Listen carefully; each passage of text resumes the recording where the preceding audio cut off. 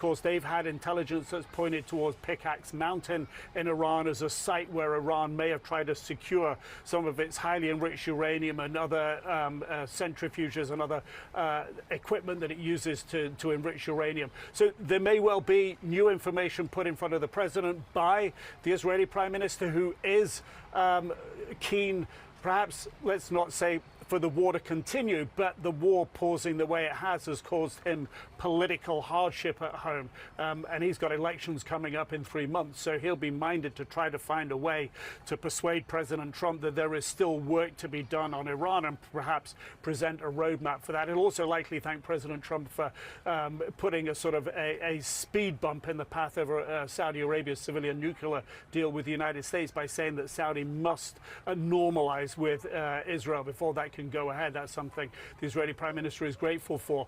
Big picture, did those talks give the product the president wants? That's the space we're in right now. This morning, CNN has new reporting about a key meeting related to the U.S. war with Iran. A source and U.S. officials say that Vice President J.D. Vance and Joint Chiefs Chairman General Dan Kane warned President Trump about potential consequences if he escalates the war. According to those sources, Kane expressed concerns about further depleting the U.S. munitions stockpile and other possible negative effects. Now, it's unclear if that's why the U.S. decided to suspend nearly 2 weeks of attacks against Iran. The U.S. military has continued its naval blockade of Iranian ports. U.S. Central Command posted on social media yesterday that it boarded a tanker in the Arabian Sea that violated that blockade. CNN international diplomatic editor Nick Robertson is with us now. Nick, it's all happening ahead of that meeting between President Trump, Israeli Prime Minister Benjamin Netanyahu, their first since the start face-to-face in this war. Yeah, and it's going to be an important one because Prime Minister Netanyahu has not been happy with the ceasefire that was put in place several months ago, and it's not clear where he stands on the current pause that's underway at the moment. He was speaking to the government this morning. He said that he'd be leaving for Washington tomorrow and that he would be meeting with President Trump on Tuesday, that all pending issues were going to be discussed, including Iran. So I think everyone here imagines that's pretty much going to be front and center. We've watched Omani diplomacy over the last couple of days. They took a trip, sent a delegation to Tehran. They got there Friday, left Saturday. The conversation was about the Strait of Hormuz. Of course, what the United States wants to see is Iran relinquish its desire and commitment to having some kind of payment method, some kind of continued control over ships coming and going from the Strait of Hormuz. It's not clear if the Omanis made any headway there, but it perhaps was this sort of pause has allowed that diplomacy to happen. So the question is, how will the president view the outcome of the conversations the Omanis had? But as you say, the United States continuing its blockade, the Iranians doing the same, saying that they've stopped 6 ships from going into the Strait of Hormuz, not by fire, but they're saying those ships have been now put at anchor. But the U.S. Central Command saying that they have told 12 ships and stopped 12 ships from passing through the Strait of Hormuz over the last few days during the current bout of conflict. So where it goes from here, this really does seem to be a matter of whether diplomacy has been able to take advantage of this pause. Developments in the war with Iran. Today, a U.S. source tells CNN military operations with Iran are currently on a hold. That pause comes as we are learning new details about a key White House meeting President Trump held on Friday focused on the war. A U.S. official and a source familiar with the matter tells CNN that Vice President J.D. Vance and Joint Chiefs Chairman General Dan Kane warned the president about potential consequences of escalating the conflict. The sources say Kane gave Trump his military options. But he also expressed concerns about further depletion of the U.S. munitions stockpile and other possible negative implications of ramping up the war. CNN's Betsy Klein is joining us right now from the White House. Betsy, what more can you tell us about this meeting? Right, Frederica, this could go down as one of the more consequential meetings of this 5-month-long conflict with Iran now. But President Trump huddling with top advisors and cabinet officials on Friday to discuss options for an escalation in this war with Iran. But after that meeting, 2 consecutive nights without strikes after 13 days of attacks. Now, one U.S. source says that military operations are on a hold as they give the diplomatic discussions some time to play out. We heard earlier today from U.S. Ambassador to the United Nations, Mike Waltz, addressing that pause. Listen. I've spoken with Secretary Hegseth. What the president is doing right now, as we've seen all along, is giving some talks, some space. Talks are ongoing. They're happening at every level, from the more technical aspect of it all the way to the highest levels, of course, within both the Iranian government and the U.S. government. Now, in that Friday meeting, 2 sources say that both Vice President J.D. Vance and U.S. Chairman of the Joint Chiefs of Staff General Dan Kane raised concerns about the possibility of an escalation. And we've heard President Trump telegraph the possibility of massive attacks for weeks now. That could be attacks on critical infrastructure, things like roads, bridges, as well as that key oil hub of Karg Island. And doing so, some have warned, could constitute war crimes. But one of the other concerns that Kane raised during that meeting, according to one of the sources, was the U.S. munitions stockpile. We heard from Pentagon spokesman Sean Parnell. He says in a statement, quote, "We have executed multiple successful operations across combatant commands while ensuring the U.S. military possesses a deep arsenal of capabilities to protect our people and our interests." Now, sources say that in that same meeting, other concerns were raised to the president, including the possibility of massive civilian casualties in Iran, the concerns about a refugee crisis potentially, as well as this conflict spilling into a broader regional conflict. Now, there are few people at this point in the president's inner circle that believe that the escalation options the president has been presented are going to yield the results that he is hoping for. So he's plotting a path forward with all this information. We'll wait to see what happens tonight, Frederica. Israeli forces used tear gas and arrested dozens of Palestinians. This was in the occupied West Bank on Saturday. This is video from the village of Tel, where just a day earlier, clashes left 4 Palestinians and 2 Israeli soldiers dead. On the orders of the Prime Minister, the Israeli military began preparing for a large-scale operation, canceling leave and getting ready to send in reinforcements. A paramedic described how people in the village are feeling. People here are scared of what happened yesterday, noting that around 8 houses were set on fire in the village, and vehicles as well. So people started taking precautions and buying fire extinguishers and first aid kits to be able to tend to the incidents until the needed services and paramedics arrive. But some Israelis are coming together to condemn settler assaults on Palestinians in the West Bank. Here's a look at Tel Aviv on Saturday, filled with people chanting and carrying eye-catching signs. The deadly incident Friday in the West Bank came amid a marked escalation in settler attacks in the territory. The UN has called for urgent action to stop the violence.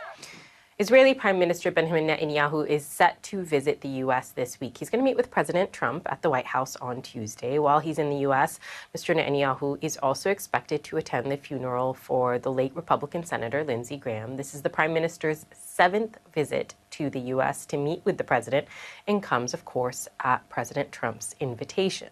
Joining me now from Jerusalem is Yaakov Katz. He is the co-founder of the Middle East America Dialogue, an author and a senior columnist, at the Jerusalem Post. Thank you so much for joining us, first of all, Yaakov. I want to talk, of course, about this visit that will take place on Tuesday. And we know Iran's going to be at the top of the agenda. We know as well that Prime Minister Netanyahu has been opposed to negotiations. So let's get into the details here. What plans, ideas, alternatives is he going to pitch to President Trump on the Tehran front? How is he going to try to shape Washington's next move here?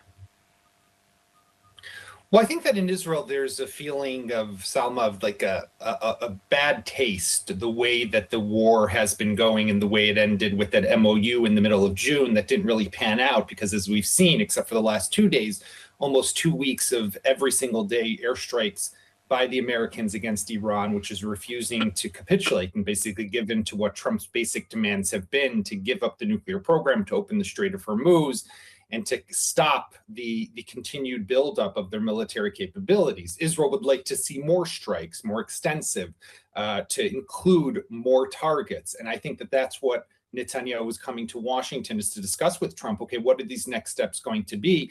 How do we make sure that a bad deal is potentially not reached? But at the same time, Salma, we have to keep in mind, Netanyahu is very sensitive and aware of the fact that there is a growing voice or sounds within Washington, especially within the Republican Party, that it was him and it was Israel that dragged the United States and Donald Trump specifically into this war. He doesn't want to be seen as doing that again. So he's going to have to balance both of these interests very carefully. On the one hand, try to get out of Trump what he can on Iran. On the other hand, not be seen as, again, the guy who's the warmonger who's dragging America into what has already been called a forever war.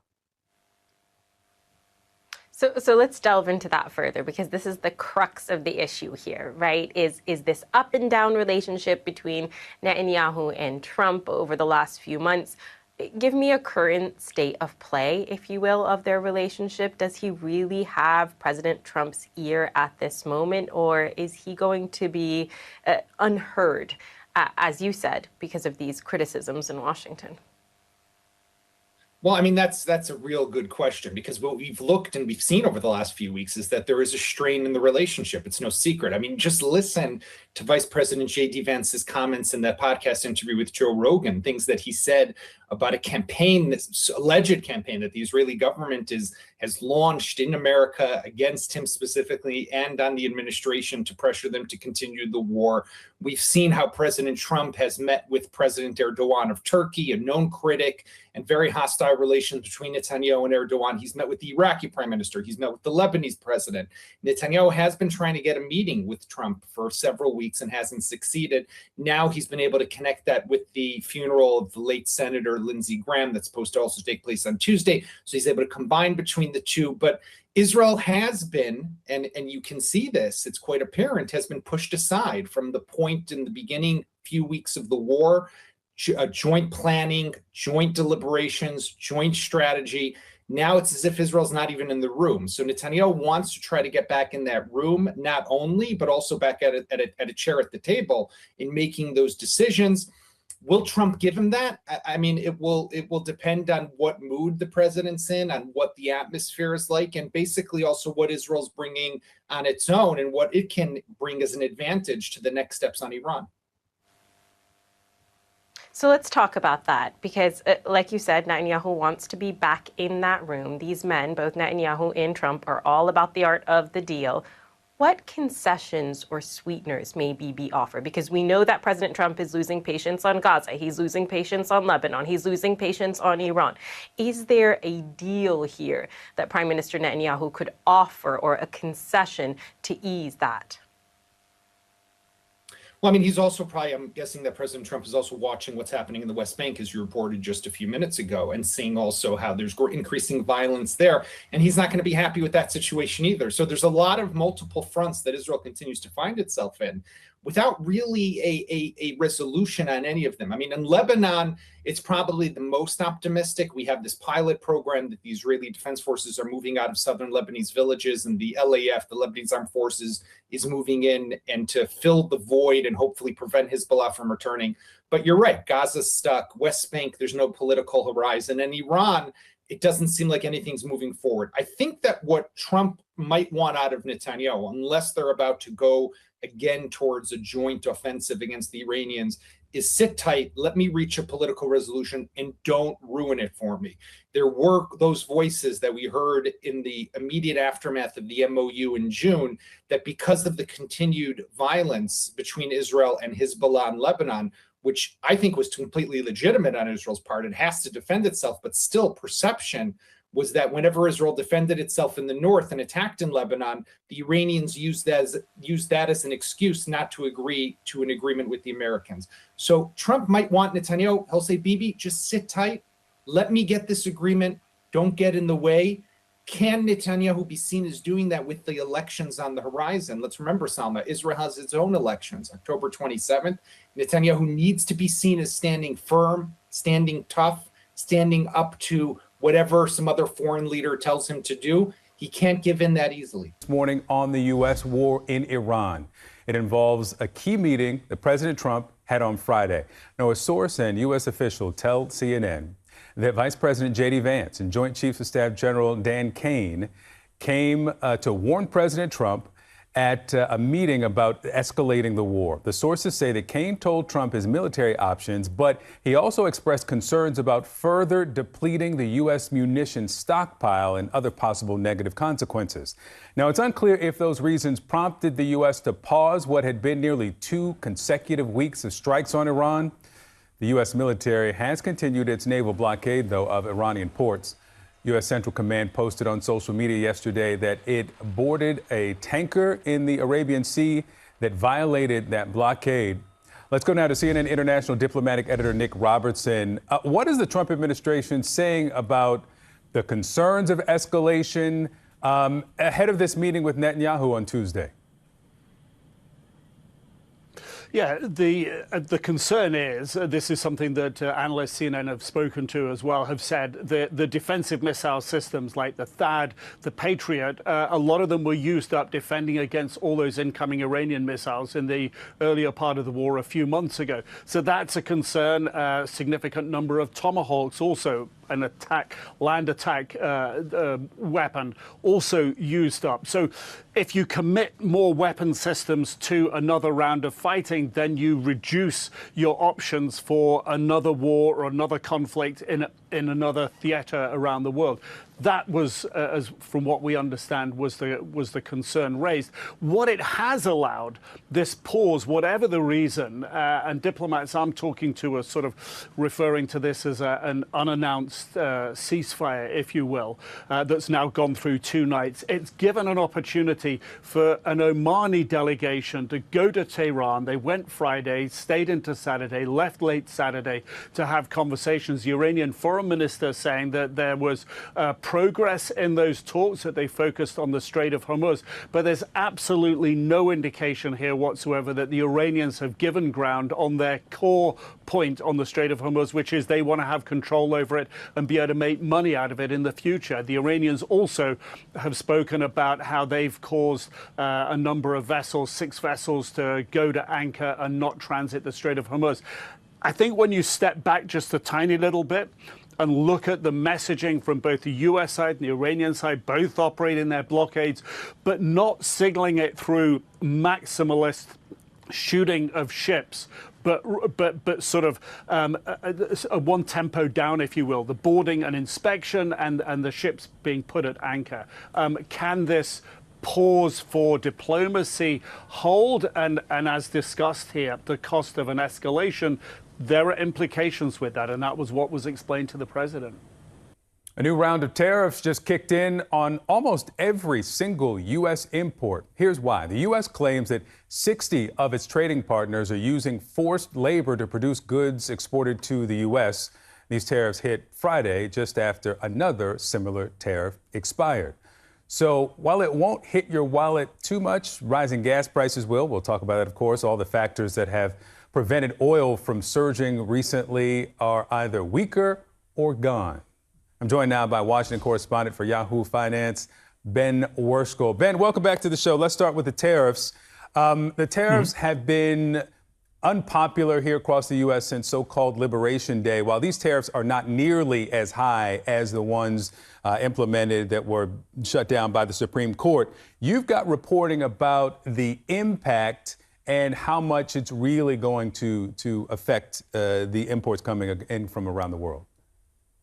Yeah, good to be with you. These tariffs are, as you mentioned, these tariffs are kind of a changeover of sorts to new tariff authorities that aren't going to have a lot of impacts immediately. But there is a lot of evidence here that what Trump is trying to do is set up more tariffs down the road as he goes forward. The main headline this week was a switch up of tariffs from 10% tariffs that expired on Friday at midnight to new tariffs of 10 to 12.5% that came into effect at 12:01. So just 1 minute bit later on this issue of forced labor you mentioned here. This doesn't change the tariff rate, but it does create a more legally durable option that the White House thinks they can build on. We're expecting more investigations there in the months ahead that could raise these rates, even as they don't change now. Another important strand on tariffs to watch this week is Trump's announcement on Canada. He talked about 50% tariffs on Canada that could be in effect by August on some goods. This again has sort of limited immediate effects.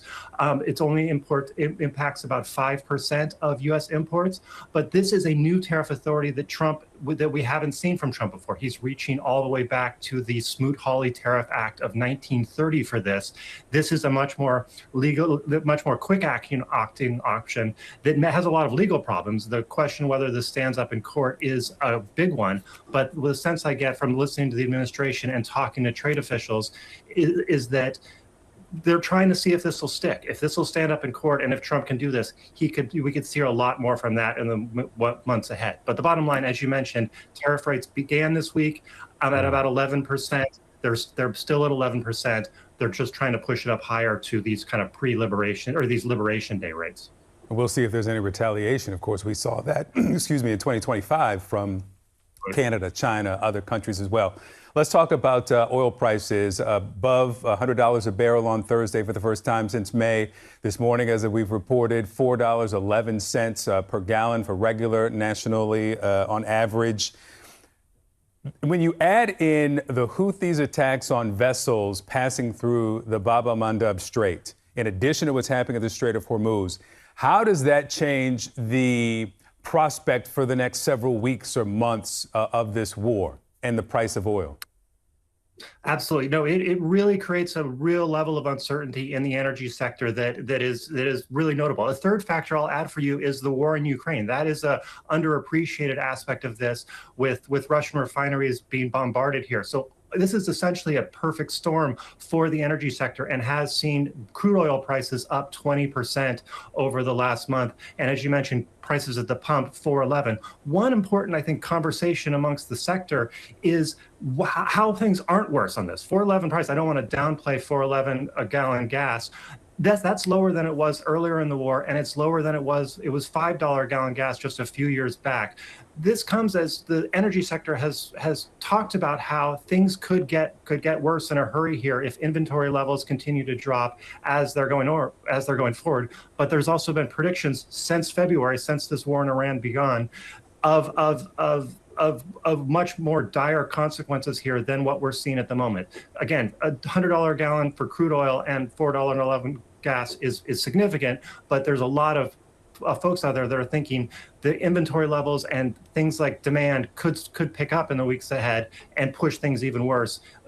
Bottom line here for oil markets is no one really knows what's going to happen, and we've had predictions for months now that have been mixed on this front, but we are seeing pressure on a lot of different fronts from around the globe. Speaking of predictions, and I got 30 seconds for you here, Ben, we got a Fed meeting coming up midweek. What's the expectation on rates? Yeah, all eyes will be on the Federal Reserve. The expectation is that rates will be steady, but we're going to have a real conversation at the Fed about all these different factors. Oil prices are a major one.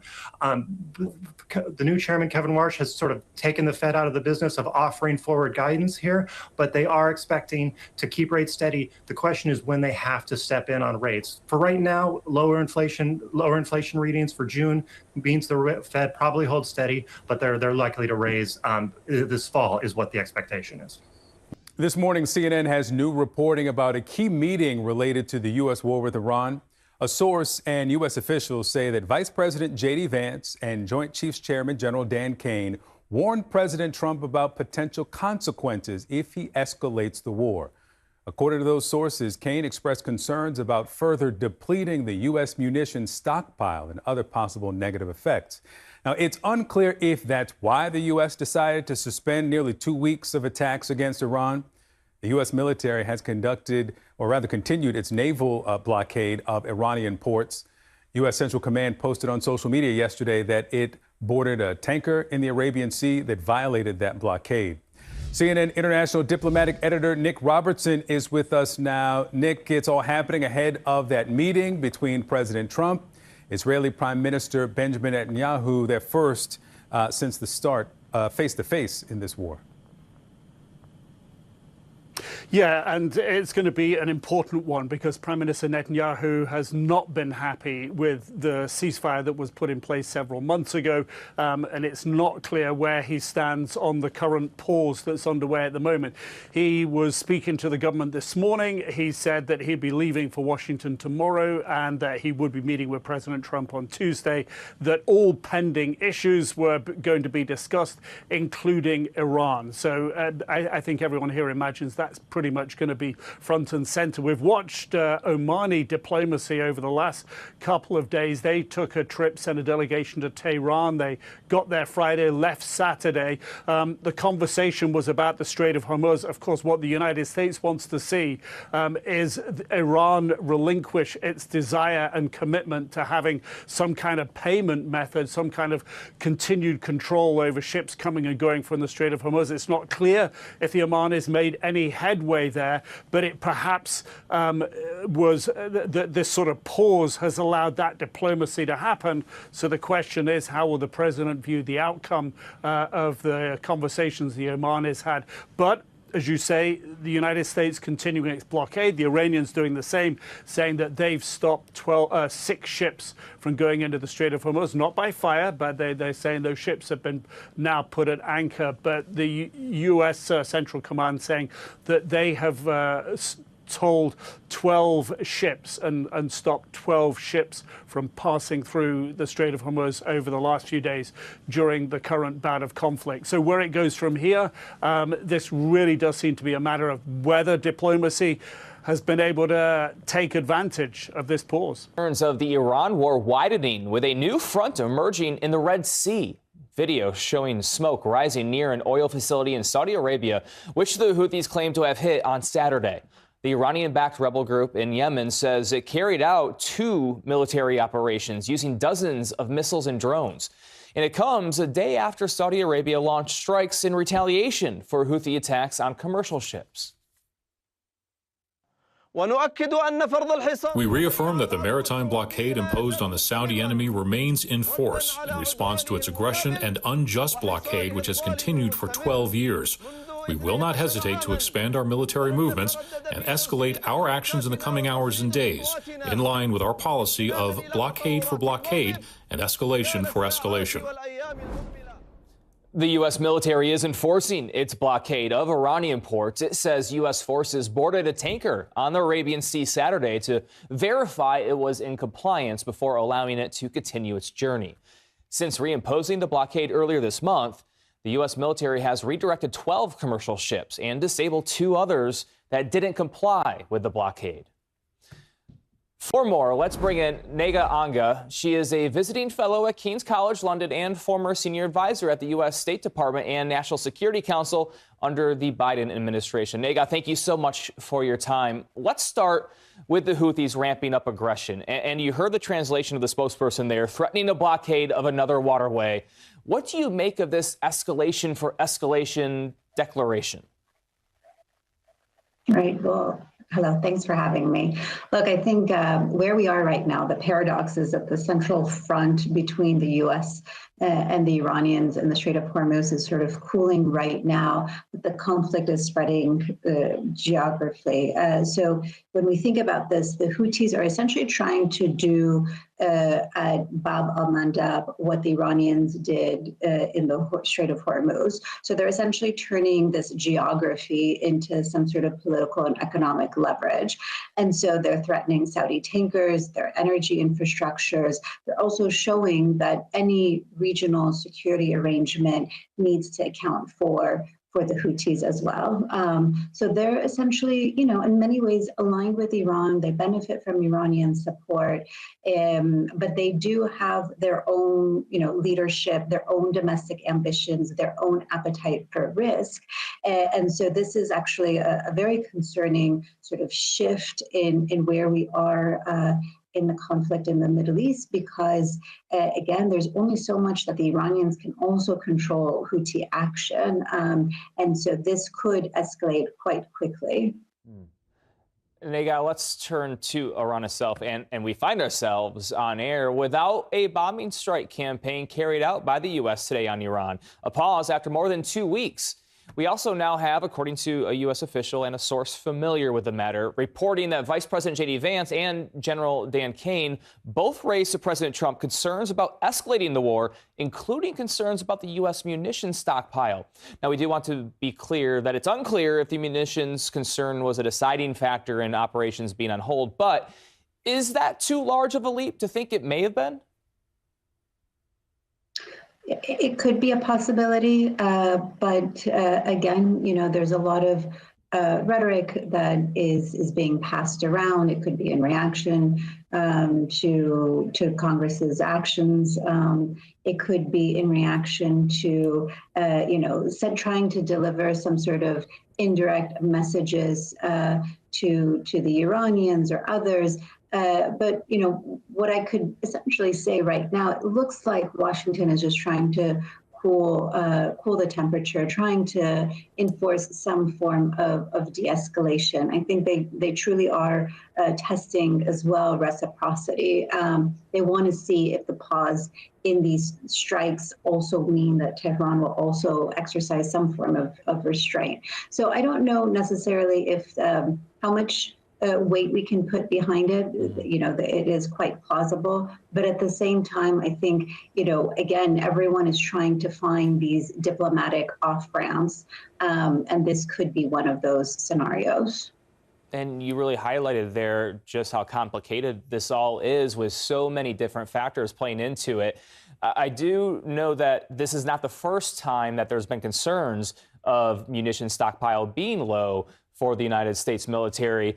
Can you help us understand, for those without a military background, what that truly means and what does that look like? What are the potential implications outside of Iran if the stockpile's low? That's a great question. Again, we have to keep in mind, the President of the United States, the Trump administration right now has to focus on the U.S.'s national security. So when we look at our national security, it's global. So the concerns are, if we are expending all of our resources in a region, what does that mean if for whatever reason, U.S., whether it's U.S. territories, U.S. friends and allies, are attacked in another part of the world. Again, there are so many different central commands globally around the world. Again, there are concerns that the United States needs to have enough resources and assets if something were to occur near and close to the homeland or in the Pacific, and they need to be prepared for all scenarios. The occupied West Bank, where Israeli forces used tear gas and arrested dozens of Palestinians on Saturday. It happened in the village of Tel, where just a day earlier, clashes left 4 Palestinians and 2 Israeli soldiers dead. On the orders of the prime minister, the Israeli military began preparing for a large-scale operation, canceling leave and getting ready to send in reinforcements. A paramedic described how people in the village are feeling. People here are scared of what happened yesterday, noting that around 8 houses were set on fire in the village, and vehicles as well. So people started taking precautions and buying fire extinguishers and first aid kits to be able to tend to the incidents until the needed services and paramedics arrive. But some Israelis are coming together to condemn settler assaults on Palestinians in the West Bank. Here's a look at Tel Aviv on Saturday, for example, filled with people chanting and carrying eye-catching signs. The deadly Friday incident in the West Bank, it came amid a marked escalation in settler attacks in the territory. The UN has called for urgent action to stop the violence. And now to concerns of the Iran war widening with a new front emerging in the Red Sea. Iranian-backed Houthis are claiming responsibility for a new wave of attacks against Saudi Arabia. And it comes a day after Saudi Arabia launched strikes in retaliation for Houthi attacks on commercial ships. CNN's Nick Robertson has more.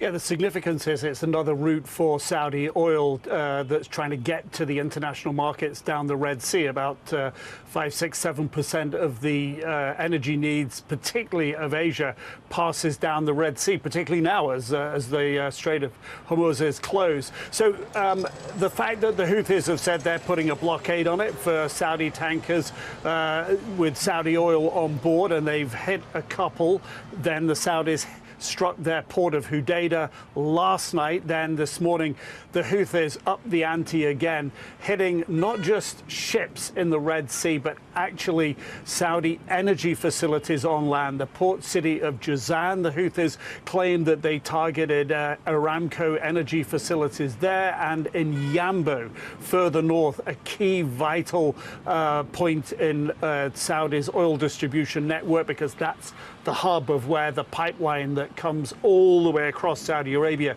gets to export the oil on the Red Sea. Now, sirens did go off. The air defense system in Yanbu was put on alert, but no signs of impact there. But around Jazan, a lot of black smoke was seen coming up. So this is a dynamic where the Saudis really have made a lot of preparations already for the possibility of not just continued strikes against the Houthis, but the potential for ground forces, ground operations against the Houthis.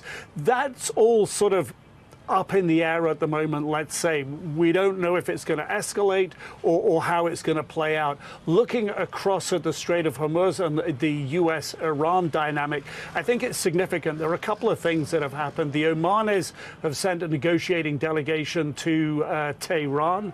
They're not sort of official mediators in this at the moment, but they have been in the past. So they sent a delegation to Tehran. The Qataris have told their shipping that it'll be free to travel tomorrow out through wherever it wants to go, providing it normally takes proper safety protocols.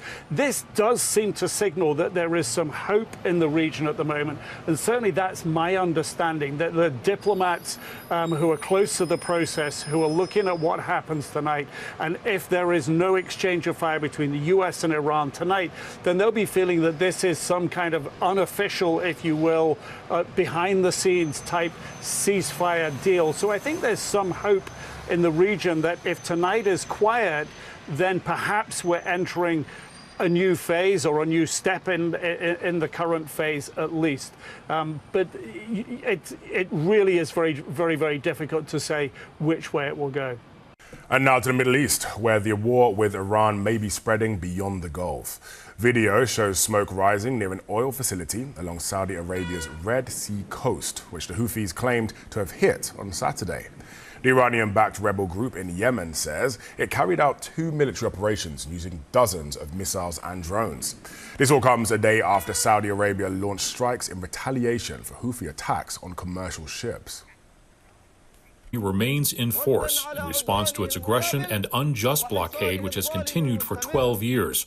We will not hesitate to expand our military movements and escalate our actions in the coming hours and days, in line with our policy of blockade for blockade and escalation for escalation. The U.S. military is enforcing its blockade of Iranian ports. It says U.S. forces boarded a tanker in the Arabian Sea on Saturday to verify it was in compliance before allowing it to continue its journey. Since reimposing the blockade earlier this month, the U.S. military has redirected 12 commercial ships and disabled 2 others that didn't comply with the blockade. Well, Nabi Bulus, Middle East Bureau Chief for the Los Angeles Times, joins me now from Amman to discuss more. It's good to see you, sir. Can you just start by setting the scene for us? What's the mood like where you are right now? Well, Jordan is a particularly interesting case right now because although it's not as prominent as the other Gulf countries in terms of the sheer number of attacks by Iran, it nevertheless has received its share, especially in the last 13 days. So if you consider that we've had, near nightly bombings of Iran, Jordan has been attacked on at least 9 separate occasions. And the targets have been U.S. facilities within Jordanian bases across the country. So as you can imagine, this has been it's quite a ramp up for Jordan, which is normally, I guess it's more quiet than other nations at this point.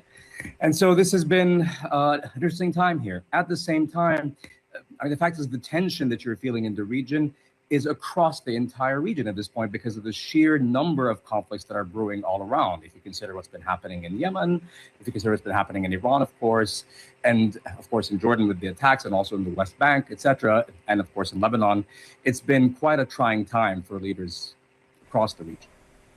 As you mentioned, we did see U.S. service member deaths in Jordan just a few days ago.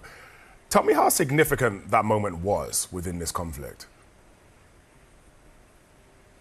Well, it's worth noting that Jordan has been a loyal partner of the U.S. in terms of military and counterterrorism issues for decades now, right? I mean, if we're just considering the history of this, from Al-Qaeda to ISIS, etc., I mean, Jordan has really opened up its bases for Western troops to come in and conduct operations in the region. Now, and at the same time, Jordan has sought to downplay that with its like domestic population, because I mean, the fact is, with the U.S.'s support for Israel, etc., and of course Jordan's population being overwhelmingly pro-Palestinian, they've sought to downplay this. This has very much put it on the fore. The recent incidents have put this on the fore, and so Jordan's attitude right now is that it wants to continue keeping this on a low profile, and at the same time, it wants to also make sure that none of this happens again. Right? We are talking about, at this point, I believe 9 attacks on separate bases across the country, right, from the south to the north. And so Jordan is interested in not having this happen anymore. Now, whether it can do so is a separate matter, because at the same time, its role in the U.S.'s war on Iran is increasing. I mean, just in the last few days, we've been seeing these, these air bridges just going back and forth between like a number of bases in Jordan and from Europe and elsewhere. And this indicates a ramp up is coming in terms of combat operations. Well, at the same time as that, the US does appear to have paused fresh strikes while tightening maritime enforcement. Do you think that's a tactical pause or just a change in strategy? I mean, it's worth noting that if we consider the MOU and what was been happening before, right, there has been talk that this was merely an attempt to replenish already depleted stockpiles of interceptors and ammunition and other logistical issues to be dealt with. So, I mean, I must say it does seem to be that, because there is no real impetus towards any kind of ceasefire or any kind of denouement for the conflict here. So, yes. And as you look ahead to the next 24 hours, what do you think is the biggest thing that you're going to be watching for? Well, at this point, the main issue is happening in el-Mandeb on the Red Sea, right? The fact is that if the Houthis do manage to reimpose a blockade of their own in that area, right, we are talking about a massive spike in energy prices immediately. And logistically, that will be a big problem for various countries in the region that have been actually reorienting their energy supplies away from the Strait of Hormuz towards the Red Sea. If that changes, we are talking about a big problem across the region, because, I mean, then you'll have countries like Jordan, Egypt, and others even more affected. And these countries do not have the same financial cushion, right, if you will, as the Gulf nations do. So we are looking at, I have to say, unfortunately, more trouble ahead. Can you believe that so many months later, we're still talking about this? Well, the fact is, this has been very much, I think, the policy of the administration since it took over, right? I mean, if you consider the various conflicts that it's been involved in here, right? None of these conflicts have been resolved in any meaningful way. I mean, yes, the administration talks about all these conflicts that they have stopped or resolved, but it's all on a low ebb. I mean, just look at Gaza, right? We've been talking about a ceasefire there for, a year at this point, roughly speaking. And I mean, the fact is there is no ceasefire. Consider Lebanon, same thing. We've had a ceasefire there that is not a ceasefire. We are, unfortunately, I think, in a new normal with this administration, where ceasefires don't really mean anything, where peacetime and war bleed into each other. And at the same time, there is no real resolution of any conflict. And that perhaps is the policy. I want to take you to the Middle East now, where the U.S. military campaign against Iran is on hold. Now, that's according to a source with the Defense Department. We are also learning that Vice President J.D. Vance and the chairman of the Joint Chiefs of Staff have both raised concerns about escalating the war with Iran. Now, it is not clear that is why the U.S. paused strikes after nearly 2 weeks of daily attacks, but the U.S. military does continue to enforce its blockade of Iranian ports. It says U.S. forces boarded a tanker in the Arabian Sea on Saturday to verify it was in compliance before allowing it to continue its journey. Now, meanwhile, a new front is emerging in the Red Sea. Video shows smoke rising near an oil facility along Saudi Arabia's coast, which the Houthis claimed to have hit on Saturday. The Iranian-backed rebel group in Yemen says it carried out 2 military operations using dozens of missiles and drones. For more on all of this, I'm joined by Nick Robertson, live in Jerusalem. This is very interesting to me, Nick, this idea that both the vice president and the chairman of the Joint Chiefs of Staff raised concerns about escalating the war any further with Iran. Do you know what those concerns are? And could they possibly explain this pause in airstrikes?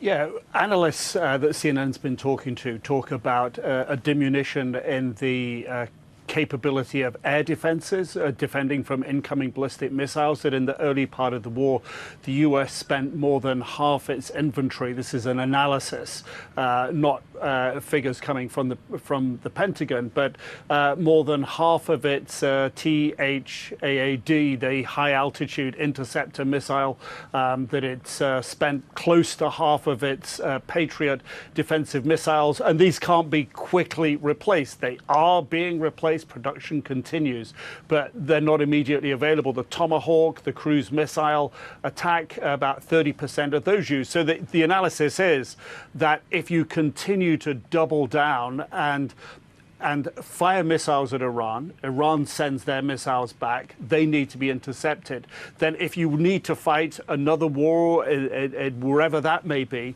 you're going to find yourself depleted. That's the sort of assessment. And we don't know exactly the words that Dan Kane used when briefing President Trump. But we do know that this is a broad concern within the industry.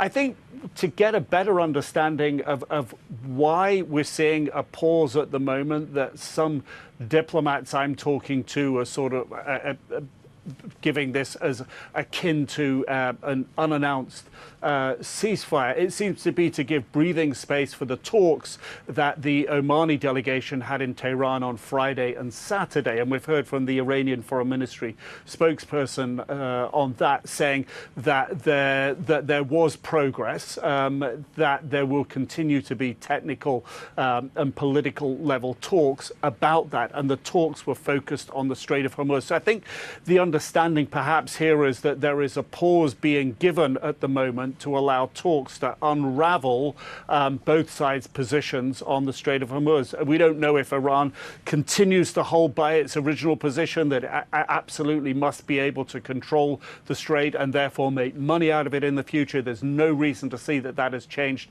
And both sides very publicly, as you say, showing that their blockades are in place. The Iranian state media today saying that 6 ships have been forced to be put at anchor and not to try to transit the Strait. And I think, you know, if you look at the imaging and messaging from both sides, they're emphasizing not the kinetic side that we've seen both Iranians and the US use to stop ships in their tracks, to hit them militarily, but they're using the sort of inspection tactic. The ships going to anchor is the message coming from the Iranians. And again, that speaks to a sort of a just tamping down the escalating rhetoric and escalating positions. So while the concerns exist over weapons, it does seem also that perhaps part of the reason that there's that concern exists, and therefore you need to talk, the space has been created for those talks. Nick Robertson on what might be breathing space for diplomacy. Thank you so much. The U.S. military has officially confirmed the identity of a soldier killed during Iranian strikes in Jordan on July 17th. The Pentagon says she is Staff Sergeant Angel Rampersad, a 28-year-old from Ozone Park, New York. The Defense Department says she was known to her family as Sarah, was born in Trinidad and came to the U.S. as a toddler and was raised by a single mother. Where the U.S. military campaign against Iran is on hold. That's according to a source with the Defense Department. We're also learning that Vice President J.D. Vance and the chairman of the Joint Chiefs of Staff have both raised concerns about escalating the war. Now, it's not clear if that is why the U.S. paused strikes after nearly 2 weeks of daily attacks. The U.S. military is, however, enforcing its blockade of Iranian ports. It says U.S. forces boarded a tanker in the Arabian Sea Saturday to verify it was in compliance before allowing it to continue its journey. Meanwhile, a front is emerging in the Red Sea. Video shows smoke rising near an oil facility along Saudi Arabia's coast, which the Houthis claim to have hit on Saturday. The Iranian-backed rebel group in Yemen says it carried out 2 military operations using dozens of missiles and drones. We're joined now live by Nick Robertson. He is in Jerusalem. So we now have this 2-day pause in airstrikes, Nick. Do we have any indication of what that means? Because we have these contradicting messages from Washington. At times we're hearing that President Trump is weighing a massive attack, but also we're hearing today, of course, that the Vice President and the Joint Chiefs of Staff are warning against an escalation. Do you have any insight? Have you been speaking to your sources on this? I think the best insight we have that there is, in fact, a sort of a de facto ceasefire in place, and that does seem to have been allow some level of diplomacy to happen. The Omanis had a delegation in Tehran on Friday and Saturday. They left late Saturday. We don't know what was precisely discussed, but it does seem to have focused on the Straits of Hormuz. At least that's according to the spokesman at the Foreign Ministry in Tehran. And he said that the talks were constructive and there was progress, but progress that the United States would like to see on the Strait of Hormuz would be Iran relinquishing its desired right to be able to extract a management system and financial benefit for controlling the Strait of Hormuz. That's the conundrum here. So while there's been this pause, which may be beneficial to the U.S. to pause before it makes the next move, because there are concerns. Joint Chiefs of Staff Dan Kane laying that out to the president. We don't know precisely what was said again on that, but there's concern about munitions going forward. And from independent experts, we understand that is the defensive missile systems, the THAAD, the Patriot. They're in not short supply, but half of them have already been used. Stocks have been used in the first part of the war. So that's the concern. Again, we hear from the White House, President Trump prefers a diplomatic off-ramp. The pressure for getting that is greater if the weapon stocks are lower. So I think, there is rhetoric bouncing around, but the reality on the ground, I think, is perhaps what we should be guided by. And a second night without strikes indicates that some sort of ceasefire is in place, and the Qataris have told their shipping that they can, as of today, go back to sea again, taking the proper safety and security precautions. It's painting a better picture, but it's far from solved, of course. We have more breaking news this evening. The U.S. military said it boarded a tanker in the Arabian Sea today as part of its blockade of Iranian ports. U.S. Central Command says that the naval blockade against Iran remains in full effect. Now, it all comes even as, for the first time in nearly 2 weeks, neither the U.S. nor Iran seem to carry out serious attacks overnight. But the apparent pause in strikes does not mean the conflict is any less fraught, as a new front is emerging in the war, this time in the Red Sea. This morning, Iranian-backed rebel group the Houthis attacking Saudi Arabian targets on the coast. CNN senior White House reporter Betsy Klein joins us now. Betsy, what's the latest here? Well, Danny, the short answer is we just don't know how much to read into what appears to be a pause in strikes in Iran. A relatively quiet night last night after 13 consecutive nights of U.S.-launched strikes. But this comes after U.S. intelligence agencies had assessed in recent days that the types of limited strikes that the U.S. had been carrying out were unlikely to shift Iran's negotiation position. President Trump, in his view, does not believe that Iran is ready yet to come to the table and negotiate in a meaningful way. He also offered some view into his headspace yesterday. Listen. Look, we're talking to them right now. I think they're getting more and more serious as the days go by, for maybe the obvious reason. But we are talking to them right now. Look, there are two ways. I consider that the smarter way, but the other is probably the easier way, doing what we're doing. And we can take that to a much higher level if we want to. We're prepared to do that, as you know. We're locked and loaded.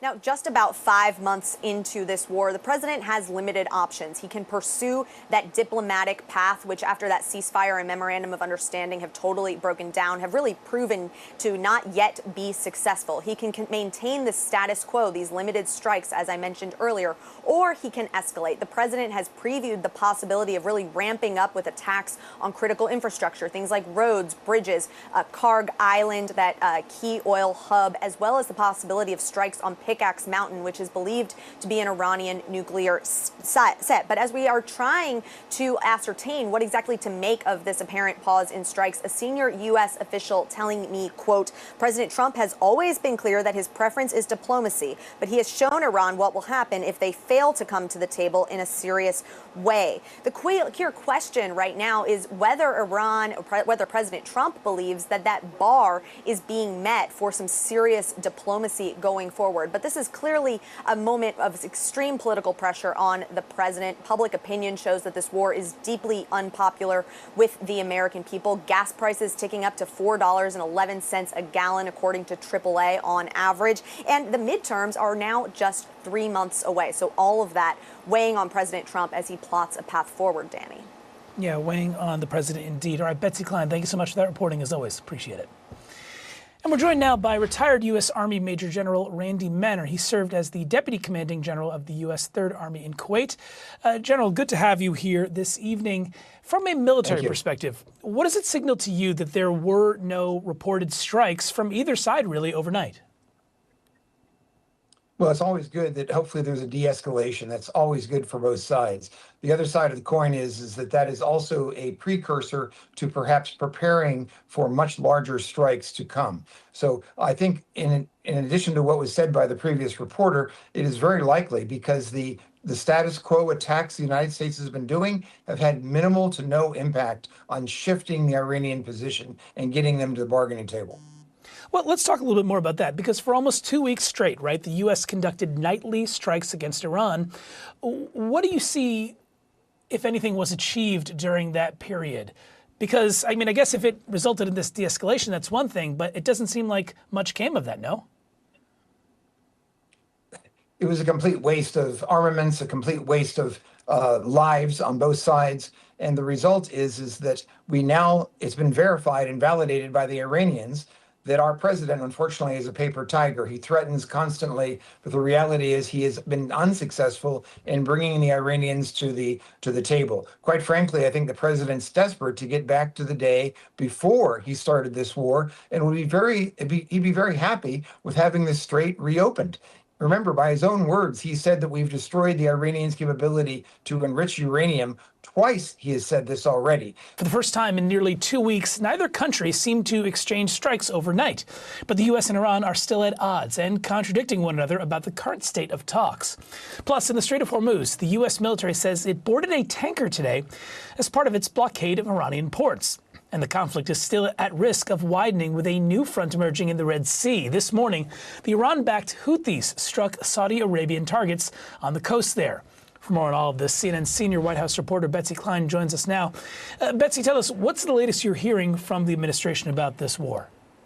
Well, Danny, we know that President Trump spent part of his Friday huddling with top advisors and cabinet officials to discuss the possibility of an escalation in his war with Iran. But then Friday night into Saturday, a relatively quiet night with an apparent pause in that fighting after 13 consecutive nights of strikes.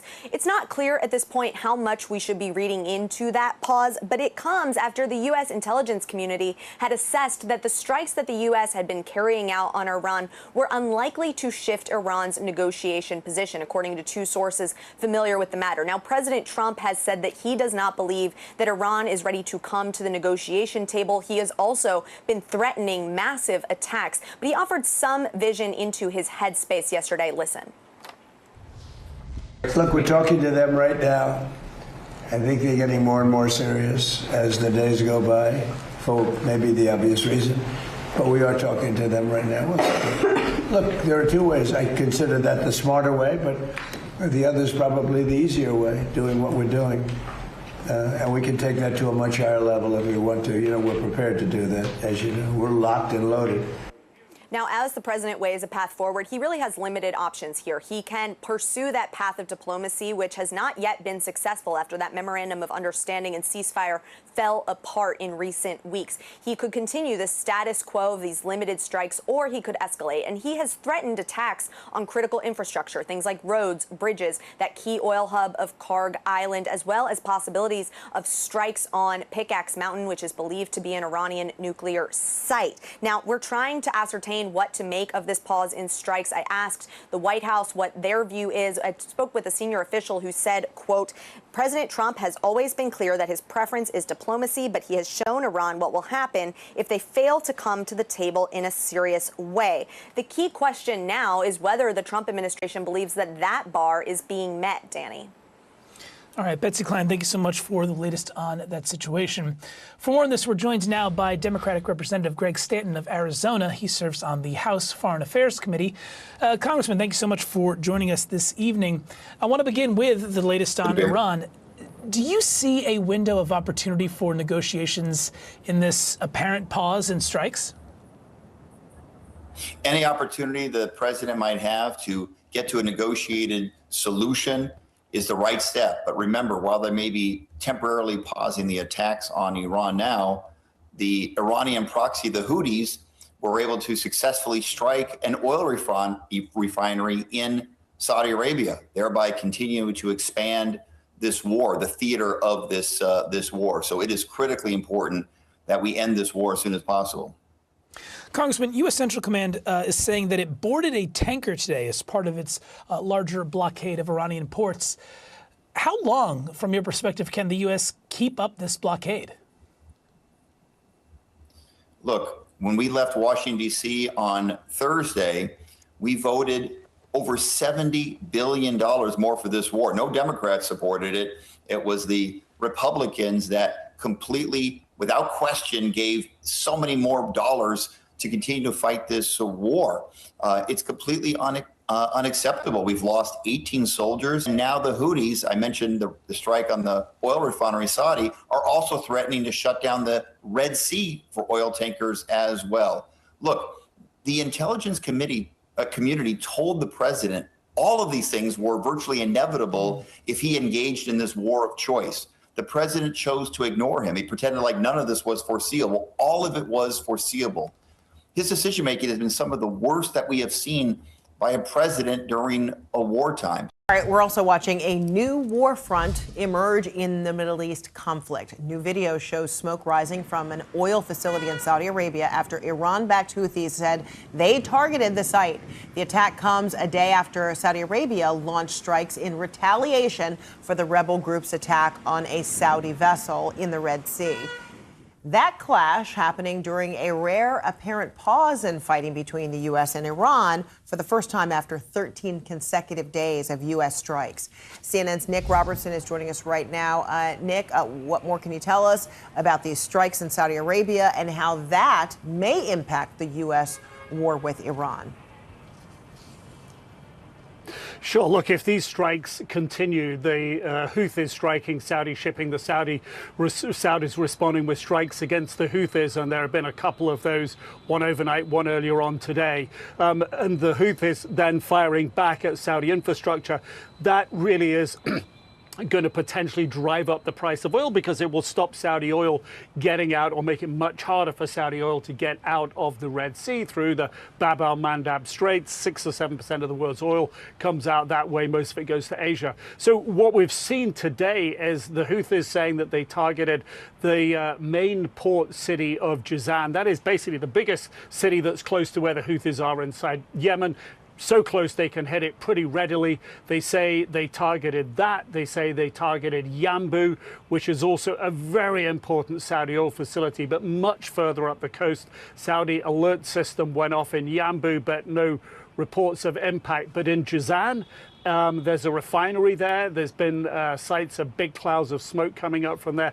That is a very important city for the Saudis, Jazan. So at the moment, that part of the conflict in the Middle East is set to potentially expand and get worse, and to the point that the UN Secretary General today said that he was very alarmed by the situation there. And then, Nick, what is President Trump and perhaps the Iranian leadership saying about possibly resuming any talks? Yeah, there's been a sort of a backwards and forwards. Yes, we're ready for talks. No, we're not. They don't want it. They do want it. Yes, we do. But I think if we try to read what's happening on the ground rather than what people are saying, which is indicative, but what's happening on the ground is a sort of ground reality, if you will. So last night, there were no strikes. Then just in the last hour or so, the Qataris have told their shipping that they can go back to normal safety procedures, of course, but they can go back to normal Sunday. It seems to indicate that the Qataris sort of have a level of confidence in what happened last night. Clearly, this is Saturday. They're waiting to see before the shipping goes back to normal Sunday. But they seem to be indicating that if there is, again tonight, no exchange of missiles between the United States and Iran, that might be indicative that a sort of ceasefire, no one's calling it that, but a sort of ceasefire is coming into play. Last night was quiet. That was exceptional. Nobody really spoke about that much. Indications are clearly the White House didn't want to escalate the situation, and clearly the Iranians didn't either. Is that going to hold through tonight? I think in diplomatic circles, those who are watching and are involved closely, they're really hoping tonight will be quiet, and we might be, caveat might be, entering a new phase. All right, fascinating. Nick Robertson, thank you so much. All right, let's continue this conversation now. With me is Aaron David Miller. He is a former State Department Middle East negotiator and is now senior fellow at the Carnegie Endowment for International Peace. Great to see you as always. So President Trump says he is weighing launching even bigger strikes on Iran. Iran says, I'm quoting now, it will not submit to American bullies. So what's your assessment here? I mean, I think that's where we are, Fred. I mean, escalation, epic fury, 40 days of intense strikes, probably the largest deployment of American military power since the Second Iraq War, has not moved the Iranians, has not changed their calculations. And the administration, I think, for a while now has been in a box. The options are not good. Escalation, even severe escalation, is not going to bring the Iranians to the table, at least certainly not quickly. Extrication, simply walking away, is impossible, it seems to me, for this president, or probably for American national interests, which would leave the Straits a sort of ATM machine, and the Iranians want to make good on that as a cash cow. And then there's the prospects of negotiation. We could see resumption of talks, Fred, but the question is not just getting back to the table. The question is, what are they going to do at the table? And that I think is tough. Both sides believe time's on their side. Both sides believe they have the power to escalate. And both sides appear to believe that they can manage and tolerate the pain that's been inflicted. So unless that calculation changes, even if you got back to the table, you're not going to have a serious negotiation. And then while that's happening or not happening, now you've got Saudi Arabia and the Houthis in Yemen exchanging attacks. So how much does this kind of stir the pot in this region? I think it represents an expansion, right? I mean, I think Nick said 5-6% of global oil supply comes through el-Mandeb, the Red Sea. Remember, this is an old story by now. The Houthis opened up in the wake of October 7 in an effort to support Palestinians in Gaza and to burnish their own credentials in Yemen.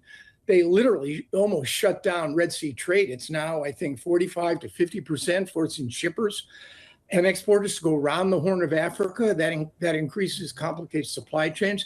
If the Houthis decide to go after ports, Yanbo has already been attacked. The Saudis are exporting anywhere from 3 to 4 million barrels a day through Yanbo into the Red Sea. If that's what they do, then it seems to me price of oil, Brent crude, is going to go up.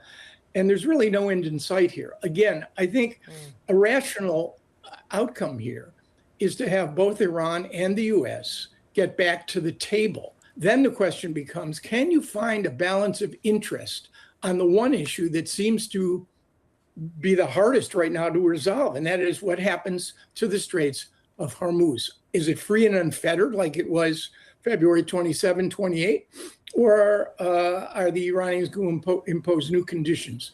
And I don't know whether the U.S. and Iranian interests right now can be reconciled on this key choke point. And then this week, another kind of news involving Saudi Arabia, the U.S. signing a deal with that country to develop its domestic nuclear power program. After it was signed, Trump said normalized relations with Israel would be a condition of the agreement. What do you see happening here? Fred, again, I'll say it. You're going to interpret it as a partisan comment. I worked for Democrats and Republicans, and I voted for Democrats and Republicans. What I saw play out in the last 48 hours is sort of a scene out of a Marx Brothers movie. A 3-month negotiation, even longer, with the Department of Energy led by Chris Wright and the Saudis come to a very detailed, haven't seen the text, but a very detailed understanding on any number of issues. And then the president decides, either because he wasn't briefed, it's hard to imagine that he wasn't aware of the issue of Israeli-Saudi normalization. Right now, he basically has undermined the very agreement he wanted to reach. And frankly, it put me down in the not altogether unhappy quality side of this, because there is no compelling reason, according to this agreement, that the Saudis should be able to enrich uranium, even under American auspices, and control their own fuel cycle. We're at war with a country who is essentially violating the International Atomic Energy Agency restrictions on the issue of enrichment. We do not need to lay the groundwork for another latent nuclear weapon state in the Middle East. All right, more now on the war with Iran and a new front emerging in the region. New video shows smoke rising from an oil facility in Saudi Arabia after Iran-backed Houthis said they targeted the site. The attack comes a day after Saudi forces launched strikes in retaliation for the rebel group's attack on a Saudi vessel in the Red Sea. That clash happening during a rare apparent pause in fighting between the U.S. and Iran after 13 consecutive nights of attacks on Iran. CNN's Betsy Klein is joining us right now from the White House. Betsy, is the administration saying anything about this apparent pause in attacks on Iran or possible talks even potentially with Tehran? Right, Frederica. After 13 consecutive nights of strikes on Iran, a relatively quiet night last night, and no reports of attacks between the U.S. and Iran. Now, this comes after U.S. intelligence agencies had recently assessed that these types of sort of limited strikes that the U.S. had been carrying out against Iran were unlikely to shift Iran's negotiating position. President Trump says that, in his view, Iran isn't ready to make a deal yet. And there were some notable comments from White House Press Secretary Caroline Leavitt to the Wall Street Journal earlier this week. She said that the U.S. will continue to hit Iran until they come to the table in what President Trump deems a meaningful way. So we are waiting to see now whether that is indeed the case here. But President Trump offering some insight into his mindset yesterday. Listen. Look, we're talking to them right now. I think they're getting more and more serious as the days go by, for maybe the obvious reason. But we are talking to them right now. Look, there are two ways. I consider that the smarter way, but the other is probably the easier way, doing what we're doing. And we can take that to a much higher level if we want to. You know, we're prepared to do that, as you know. We're locked and loaded. Now, as we are trying to ascertain what to make of this pause in strikes, a senior U.S. official tells me that President Trump has always been clear that his preference is diplomacy, but he has shown Iran what will happen if they fail to come to the table in a serious way, Frederica. Okay, and Betsy, the Pentagon still hasn't updated the website that tracks casualties of war. What more are you learning? Well, at issue here is a website called the Defense Casualty Analysis System that tracks those casualties during a conflict. And the New York Times first noticed this, and they got conflicting answers as to why that had been changed from 18 deaths to 14 deaths this week. 3 military officials had told them that there had been some sensitive discussions about whether to include those 4 fallen U.S. service members who died last weekend in the count, because that had come after President Trump signed that ceasefire deal that ultimately, as we know, had fallen apart. But a Pentagon spokesperson saying in a statement that this was a temporary data disruption that would be resolved. Of course, that was on Thursday. It is now Saturday. I checked just moments before I came on the air. The count is still 14. All right, we're following new developments in the Middle East, where Iran-backed Houthis in Yemen say they attacked an oil facility in Saudi Arabia. The two sides have exchanged multiple strikes in recent days, raising concerns that a new front has opened up in the war. With us now is Brett Bruen. He is a former National Security Council and State Department official in the Obama White House, and he's now CEO of a public affairs company, Global Situation Room. Great to see you. Good to be with you, Fred. So are these strikes between Saudi Arabia and the Houthis now creating among the greatest risks for regional escalation of this conflict? Yeah, Fred, the really interesting dynamic here is throughout the first 5 months of the war, Trump essentially viewed this as, he and Netanyahu versus the regime in Tehran. And yet what is starting to unfold is that there are considerable costs, consequences for other countries. And, if I'm sitting in Saudi Arabia, my frustration level is reaching a peak point. I think it's part of the reason, quite frankly, that supposed nuclear enrichment deal was reached earlier the week, and then Trump tried to change the terms of it. Trump and, quite frankly, American taxpayers are going to be on the hook for a lot of both the reconstruction of the region, as well as just, obviously this thing continues to spiral out of control, and we'll have to see where it goes. And now, for the first time in about 2 weeks, there were no reported strikes between the U.S. and Iran overnight. Could a pause in fighting be an opening for diplomacy right now, or is this a more ominous sign in your view? It could be. And look, sometimes in these diplomatic negotiations, you want, as a sign of good faith, to say, we will pause for a moment. And that ensures that negotiators in Tehran can gain some level of confidence, perhaps get a deal across the line. But Fred, we've already seen a deal cross the line, and it didn't hold. And I think that has been the real challenge for Trump, Steve Witkoff, Jared Kushner, is how do I get something that is not just strong, but sustainable? And at this moment, and Trump last night was saying, I want all of my demands met. And that just isn't a realistic starting point. And he's obviously been a very mercurial figure, often changing terms, including, as I mentioned, with a deal that he struck with the Saudis. President Trump, he was asked last night, if an exit strategy with Iran is afoot. Take a listen to what he said. There's a military exit where we just keep going just the way we are, and we can even make it a heavier dose, and it's knocking out everything they have. Or there's a smarter strategy, and that's you make a deal, and they want to make a deal. I just don't think they're ready yet. So what do you think? Is it Iran isn't ready, or, as some Iranian leadership said recently, that it will not be bullied by the U.S.? So what is happening here?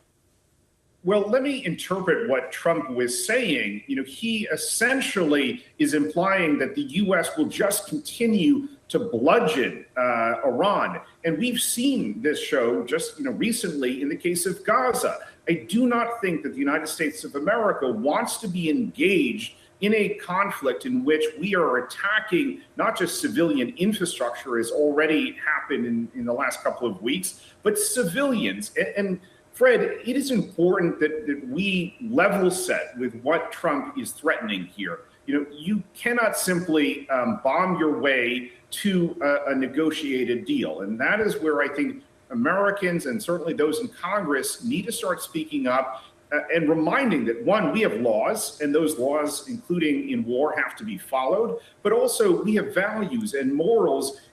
And at the end of the day, this is just going to generate more support for Tehran amongst other countries, amongst other groups. And that's worrying from a security standpoint. Okay. And a couple times in this conversation, you've brought up Saudi Arabia, and that deal, the U.S.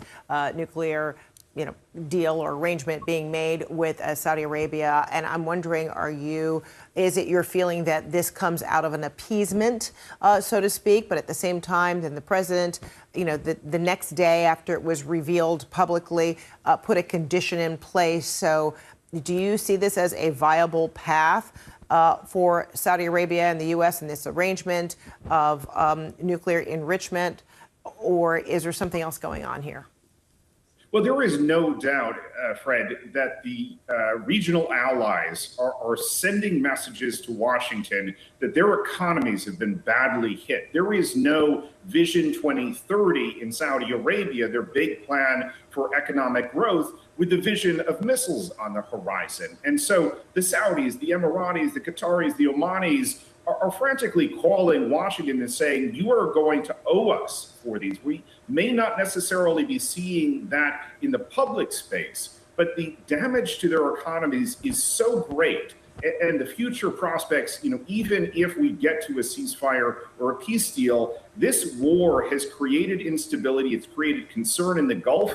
And that is coming with a considerable... With what appears to be a pause in U.S. attacks against Iran, the U.S. military did not announce it was launching strikes on Friday. This is after pummeling Iran for 13 straight nights. And we're also not getting any reports of Iranian attacks on U.S. allies in Bahrain, Jordan, or Kuwait overnight. Now, all of this comes after President Trump met with top advisors and cabinet officials to discuss a potential escalation of the war. That's according to a source. The president says the U.S. is still actively negotiating with Iran after their ceasefire agreement crumbled earlier this month.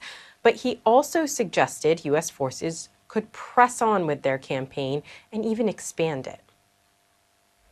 There's a military exit where we just keep going just the way we are, and we can even make it a heavier dose, and it's knocking out everything they have. Or there's a smarter strategy, and that's you make a deal, and they want to make a deal. I just don't think they're ready yet. I want to bring in now Leila Gargazo. She is joining us live from London. So we're hearing from our reporters in the White House, Leila, that President Trump is weighing the possibility of a massive attack. I mean, what could that mean after nearly 2 weeks of punishing airstrikes? Yeah, so it could mean a range of things. He's said over the last 2 weeks that he could hit civilian infrastructure like bridges or desalination plants. He's also toyed with the idea of hitting Mount Kolang, or as people call it, Pickaxe Mountain, which is part of the Natanz facility. So there could be quite a lot of different options here. The U.S. generally over the last 2 weeks has been working to degrade Iran's military capability and loosen its control over the Strait of Hormuz. So much of those strikes that we've seen in these 14 days have really been in that stretch along the southern area of Iran, the defensive arch. He could widen that out, go back to hitting places like Tehran and really focusing again on the capital. So there's a lot to work with, I guess, in terms of strike targets. That being said, he's also had conflicting statements where he said that, they could be talking, the Iranians are talking, he's open to the idea of diplomatic negotiations. So it's unclear what next steps he's going to take. Now, a lot of the analysts and experts that I've been speaking to over the last 2 weeks have said that if the U.S. is looking to have Iran capitulate via more airstrikes and an expanded campaign, that's very unlikely to happen. And the Iranians themselves have said that. They've said that if the U.S. escalates, they're going to escalate in kind. They're not going to sit and negotiate, and they're not going to move those red lines around things like their nuclear program, which is what President Trump says he wants curbed. So it's unclear what a actual expansion of the mission for the U.S. is going to really do. It's not going to necessarily bring Iran back to the table. And one of the things to remember here is that Iran has a very high pain threshold when it comes to these strikes and even things like an economic blockade. So they can go quite a long time with this kind of conflict before it really starts changing their behavior. And it's unclear if the U.S. is going to want to commit to a much broader war and campaign. Salma. Well, so far this morning, Iranian media has not reported any strikes inside the country as the U.S. conflict with Iran continues. Now, CENTCOM also did not report any military action yesterday. That's after the U.S. pounded Iran with strikes for nearly 2 weeks straight. President Trump did say he thinks Iran is getting more serious in talks and try to end the war.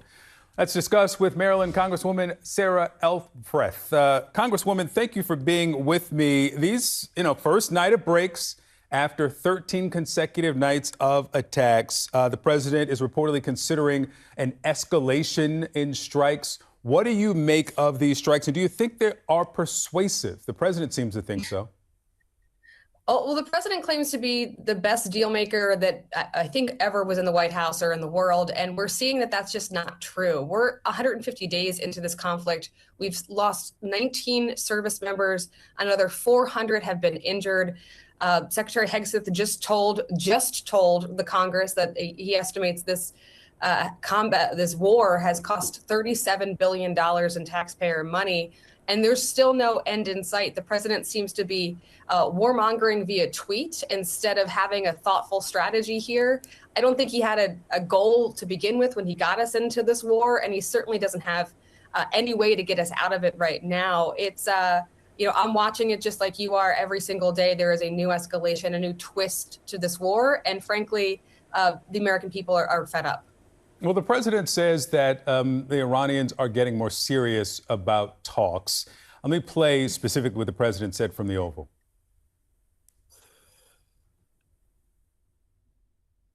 Have you made a decision about the major strikes that you were referring to? Okay. Should we expect to see major strikes? Look, we're talking to them right now. I think they're getting more and more serious as the days go by, for maybe the obvious reason. But we are talking to them right now. Look, there are two ways. I consider that the smarter way, but the other is probably the easier way, doing what we're doing. And we can take that to a much higher level if we want to. You know, we're prepared to do that, as you know. We're locked and loaded. Locked and loaded, and they're getting more serious. What do you believe is the viability of talks at this point? I mean, there was the ceasefire, the memorandum of understanding that was violated or kind of fell apart within days. What about now? Honestly, I don't think the president knows how to get out of this, and he's just talking out of both sides of his mouth. To your point, he claimed we had a ceasefire. He was the one who violated it. There is no strategy. There is no plan. I didn't feel like there was a strategy to begin with when we got into this war.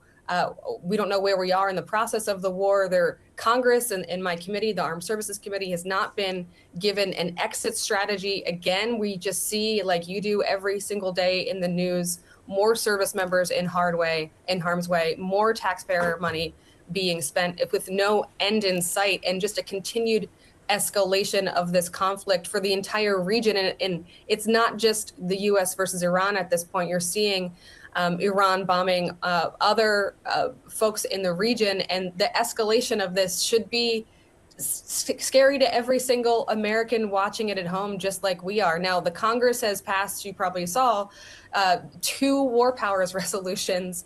We had 4 Republicans join us, recognizing that we need to reassert our constitutional authority when it comes to declaring war, providing a check on the president. He seems to not care or think that they are at all relevant to his actions here, but the American people are pretty loud and clear that this needs to end.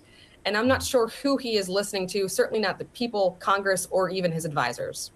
The president, after Defense Secretary Pete Hegseth said that Russia and China are enabling Iran, said that he doesn't believe that Xi and Putin are arming Iran. Here's what he said. I will tell you that President Xi said he will not partake, and President Putin said the same thing. I think, I trust them. I don't think they'd want to have me disappointed. He doesn't think they want to have him disappointed. What do you think about the degree to which, and there may be a little daylight between what we heard from Hegseth and what the president said intentionally, but how China and Russia are involved with Iran in this war? It's my understanding that China has helped the Iranians at least with targeting of U.S. assets, which, maybe is not arming Iran, but it's certainly enabling and helping to put U.S. service members in harm's way. So the president might believe that he is a friend in China here. I don't believe that's true. And again, he has not come to the Congress to justify any of this war. He's not come to, has not come to the American people to justify this war. I don't know what he believes, but he's not listening to, I think, the smarter people on this issue, and it's only putting Americans in harm's way. I got a wrap for the control room, but I want to ask you one more about what we've been reporting this morning about the uncorrected number of deaths from the Department of Defense. This morning, it's at 14, despite the 4 service members killed last weekend, that the number should be at 18. Some injuries have been removed as well. The Department of Defense says it's a data disruption. What do you say about this change in the number of deaths attributed to this war?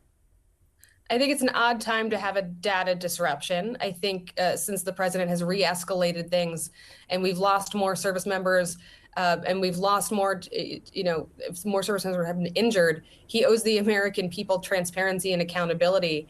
And the fact that the Department of Defense can't keep its website up to date, it's obfuscation at the very least, but it is more of a trend of this president obfuscating what is happening in this region and frankly covering it up because he knows that it is a deeply, deeply unpopular war with the American people. What are you seeing? Saudi striking Houthis in Yemen. What does this mean for the war? Yeah, I mean, this marks quite an interesting escalation here, Alex, because I'm just looking at the Saudi Civil Defense ex-posts, and they basically had put out another announcement and warning for the Yanbu Governorate. And Yanbu Port is super important because it's this release valve for the east-west pipeline carrying crucial oil that goes through the Bab al-Mandeb Strait. And now they say the threat has been eliminated. A little earlier this morning, about an hour ago, they said there was a threat in Jazan, which is also very important because it has a lot of downstream oil products that are created there. That threat, again, eliminated. But just to your point around these vessels that have been struck in the Red Sea. Look, the Houthis had put up this blockade of any vessel that is related to Saudi Arabia, saying that they will not be able to cross the Bab al-Mandeb Strait. This is now the third vessel that was struck, according to the reports that we've been reading. And then the Saudi-led coalition striking Hodeidah port, specific targets there. The Houthis have responded saying they mark this as an escalation for escalation. Now, keeping in mind, Saudi Arabia and the Houthis had signed a truce in 2022. This would mark the very first time that that truce now is being, majorly under threat. So we know that there's sort of war of words that from both sides, generally speaking, from the United States and Iran. But now the Saudi attacks, specifically in Yemen, really marks sort of an interesting point that we're seeing going into this weekend. Meanwhile, Iran has been targeting the region often. How are leaders there responding? So, I mean, with, lots of condemnation that we've been seeing and messaging of, we have to see a point of de-escalation. And the last 13 days have been very interesting because you've had 13 consecutive nights of strikes. It seems that CENTCOM has not embarked on any strikes against Iran overnight. So that would mark a significant pause here. But just speaking to what President Trump has been reiterating this week, that they're planning and thinking about striking Iran in a very big way. And Iran consistently saying it's going to be an eye for an eye. That is their doctrine. And Marco Rubio saying, look, it's going to be a head for an eye. We're waiting to see how this transpires. But when I look at some of the strikes specifically, just over the last few days, it's been Kuwait, Jordan, as well as Bahrain that have really been the focal points. But over the last 13 days, it's included Oman, Qatar as well. We've seen strikes in Syria as well as Iraq. There's been major concern in the region that this could widen, become a larger war where a lot more sort of transpires. The things that are on the table, and a lot of military analysts are talking about this, could we see a ground invasion? President Trump was talking about the Pickaxe Mountain, Kohe Kolang, which is very close to the nuclear facility of Natanz. Is that going to be a target? We've consistently seen targets against some of those port cities in Iran, and the region is just holding its breath, waiting to see what happens next. Because if there is more escalation, if there isn't sort of a diplomatic off-ramp, what does this mean for the wider region? And Alex, importantly, what does it mean for the Strait of Hormuz? What does it mean for Bab al-Mandeb Strait, where a new front has clearly opened up again? Also, I want to mention that any Saudi ships are actually under a blockade, but some Chinese-owned vessels that have come from Saudi ports have been able to negotiate with the Houthis in terms of transiting. So maritime officials are watching this very closely, but there is a threat. It is worrying, and this is going to affect traffic all around sort of the region. And importantly, it's going to spill over into the global economy. Welcome. We begin with what appears to be a pause in U.S. attacks against Iran. The U.S. military did not announce it was launching strikes on Friday after pummeling Iran for 13 straight nights. This all comes after President Trump met with top advisors and cabinet officials to discuss a potential escalation of the war. That is according to a source. The president says the U.S. is still actively negotiating with Iran after their ceasefire agreement crumbled earlier this month. But he also suggested U.S. forces could press on with their campaign and even expand it. Meanwhile, Saudi Arabia has unleashed strikes on what it described as Houthi targets in Yemen. The Saudi military says it was a proportionate response after another Saudi ship was attacked by Yemen's Iran-backed Houthis in the Red Sea. Let's bring in CNN's Leila Garagozlu, live from London. It's good to see you. We may finally be seeing a shift around talks, but what's the latest? Yeah, so there's actually quite a lot of conflicting messaging that we've been hearing over the last nearly 2 weeks, and especially overnight. You know, President Trump has gone back and forth saying, we're open to talks, we are talking, we want to strike harder. So it's very difficult to read the tea leaves in this situation because the president is a bit unpredictable when it comes to this. Now, just last night, he said that the Iranians were actually talking. Take a listen. And by the way, they are talking to us right now. They'd love to make a deal. I don't think they're ready to. I don't think it's time yet, but I'm willing to listen. But they cannot have a nuclear weapon.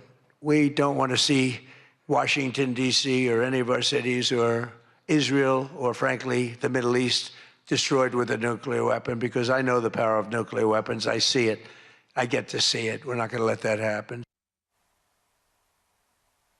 So the real issue here is that the Iranians have not said that they are talking. They've actually been quite clear that they're open to negotiations, but they're not in the midst of talking. And part of that really comes down to the fact that they're not really seeing an element of trust with the American delegation and President Trump when it comes to any sort of negotiations. They don't believe that they can actually get a deal that leads them to that moment of peace, right? And they don't want a no war, no peace limbo situation once again. That's basically what we saw in that lead up to the MOU. And then, as you know, the MOU was incredibly vague, very difficult to implement.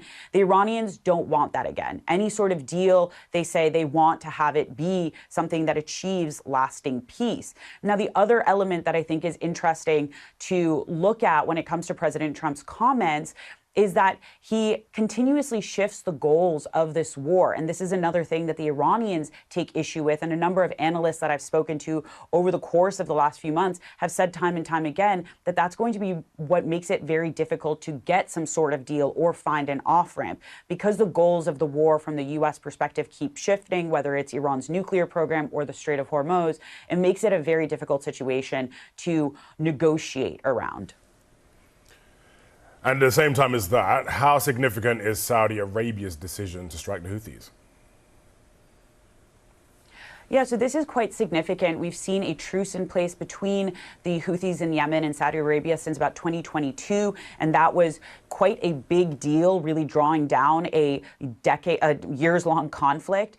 Now we're seeing that flare up again, and it really means that we might see another front to this war off the back of the U.S.-Iran, which once again leads to these concerns of an expansion and escalation throughout the broader region. So we're going to have to watch what happens between Saudi and Yemen very, very closely. If we see things really kick off there, again, it's going to have this massive impact on the region and these trade routes like the el-Mandeb and the broader Red Sea. Begin first in the United States because U.S. President Donald Trump is now weighing the very dangerous risk of escalating the war with Iran without a clear endgame in sight. The president told Axios he's considering, quote, a massive attack on Iran and is close to making a decision. The president, he also says he doesn't believe the Iranians are ready to make a deal right now because, quote, they haven't received enough pain yet. Iran's military says it launched drones at American targets in Bahrain and Jordan as the current phase of the war drags on. Sirens were also heard in Bahrain earlier. Iranian state media, meanwhile, says a U.S. missile strike targeted Iran's Revolutionary Guard headquarters, and CNN cannot independently verify that claim. Israeli Prime Minister Benjamin Netanyahu has accepted President Trump's invitation to meet next Tuesday at the White House. the war with Iran, certain to be, as you can imagine, the top of their meeting agenda. Let's get more on all these strands for you. CNN's Julia Benbrook is in Washington for us, and our Fred Blyken, who's reporting extensively, as you know, from inside Iran, joins us now. Julia, let me go to you first, and really on those comments by President Trump, taking this to potentially an unprecedented level when he talks about considering a massive attack bigger than ever before. What more can you tell us about this? Because he has made similar bombastic threats before. He has made comments throughout the conflict that sometimes have led to that further escalation, sometimes have led to a pullback. So keeping an eye on all of that. And then during that interview, he said that he has not yet made a decision and did not give a timeline for that determination on if that would go further. But there have now been 13 consecutive nights of U.S. strikes, as well as waves of Iranian drones and missiles fired at a widening number of targets in countries with U.S. bases. And this recent escalation kind of started again as Iran had targeted ships in the Strait of Hormuz a couple of weeks ago, and as Trump said that he believed that the ceasefire was, quote, over. And now, in recent days, he signaled that he is not quite ready to negotiate a new ceasefire agreement at this time. After the days and days of consecutive strikes, he said that they may need more of the same. He also continued to claim that Iran wants to come to the table and negotiate, but that he believes that they are not quite ready, and reiterated the point that he has made throughout this conflict, that Iran cannot have a nuclear weapon. And all of this is happening just over a month ago. There was what appeared to be a diplomatic breakthrough, the signing of the Memorandum of Understanding both by the United States and Iran, which was supposed to kick off this 60-day time period for negotiations, for technical talks on Iran's nuclear program, addressing issues like the fate of its stockpile of highly enriched uranium. But Trump has also said recently that, in his view, that the Memorandum of Understanding is, quote, over as well. But he continues to try and paint an optimistic view, telling Americans that he believes the United States is doing extremely well when it comes to this conflict. Polling, though, pushes back on that a bit. A recent Fox News poll says that the majority of Americans, 56% in their polling, do not approve of the U.S. military action that is taking place there in Iran right now. And then on where United States and Israel stand on all of this, as you pointed out, Israeli Prime Minister Benjamin Netanyahu is expected to meet with Trump at the White House on Tuesday. A lot of conversations as this continues to escalate at this point. Indeed. Stay with us, Julia. Let me bring in Fred into the conversation. And Fred, you know, as Julia was saying, we're seeing the tit for tat clearly continue. Now, 13 days in, it's looking Bahrain, Kuwait, Jordan, all hearing sirens ringing out this Friday. What are you hearing? You're well tapped into what's happening in Iran. You often report from Tehran. What are you hearing from inside Iran? Are they preparing for this escalation that President Trump is talking about here?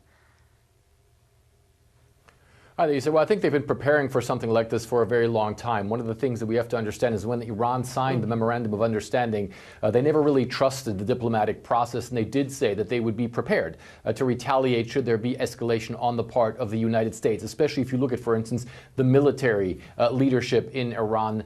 They, from the very beginning, said that they would be prepared if there were, as they put it, violations of the ceasefire. And if you look at right now some of the rhetoric that's been coming out of the White House with President Trump saying that he's possibly getting ready for some sort of escalation, the Iranians are clearly saying they're not going to back down in the face of that. They are ready for that. And they also say, quite frankly, that it's not going to change anything as far as the Strait of Hormuz is concerned, that the Iranians are still going to be able to project power into the Strait of Hormuz, control the Strait of Hormuz, at the same time also, of course, project power into the region as well. One of the things that we've been seeing between the Trump administration and the Iranian leadership over the past couple of days is sort of a trading, not just of blows on the military field, but also of threats as well, with President Trump saying that if the Iranians continue to hit, for instance, tankers and other ships in the Strait of Hormuz and in general in the Gulf area, that the U.S. would start hitting bridges and possibly presumably power plants for each ship that's it. Well, the Iranians have said if the U.S. are going to hit critical infrastructure inside Iran, that the Iranians would start doing exactly the same thing. For instance,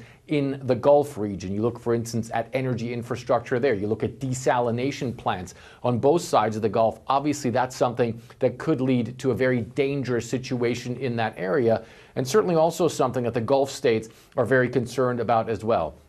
The Iranians say the core for them right now, to if there's a chance to get this memorandum of understanding back on track, is the situation in the Strait of Hormuz. They're taking a very hard line. They're saying they're taking a very hard line on controlling the Strait of Hormuz, controlling the shipping lanes through the Strait of Hormuz, defining those shipping lanes, and essentially saying that they believe that the Memorandum of Understanding gives them the sole power to define how the Strait of Hormuz is governed, at least in the first part, until a broader agreement can be reached. Now, they say they're not backing down from that. The U.S. is going to have to accept that.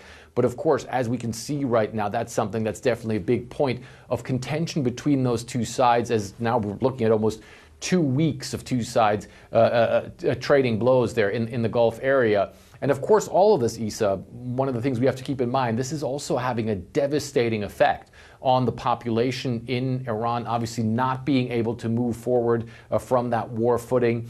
Still a lot of people having trouble with the economy as well. A lot of civilians also have been killed, the Iranians say, in the strikes that the U.S. has conducted over the past 2 weeks. So it seems as though the longer this goes on and the more devastating the strikes on both sides get, the more difficult it could be to get back to diplomacy, even though Iran's foreign ministry has said that they are still open for diplomacy and continue to consider that a viable avenue. Yeah, I'm glad you brought it back to the people. So important. We often forget, of course, what they're going through inside Iran. But quite rightly, as you just said and Julia just said, we're hearing more retaliation, more escalation rather than diplomacy right now. Fred, great to see you. Julia, thank you very much indeed. Really appreciate it. And you've heard the view there from Iran and really the perspective from the US. Well, the increasingly volatile situation that we are seeing in the region, it is sparking fears that there may soon be a major price surge in the global oil markets. Oil prices actually dipping a bit today below that $100 barrel mark. But the newest supply concern moving forward, a Houthi, we're talking about this yesterday, if you remember, at the top of the show, Houthi blockade in the Red Sea. You're seeing now where the prices are just below $100 or so a barrel for Brent crude, as well as WTI crude.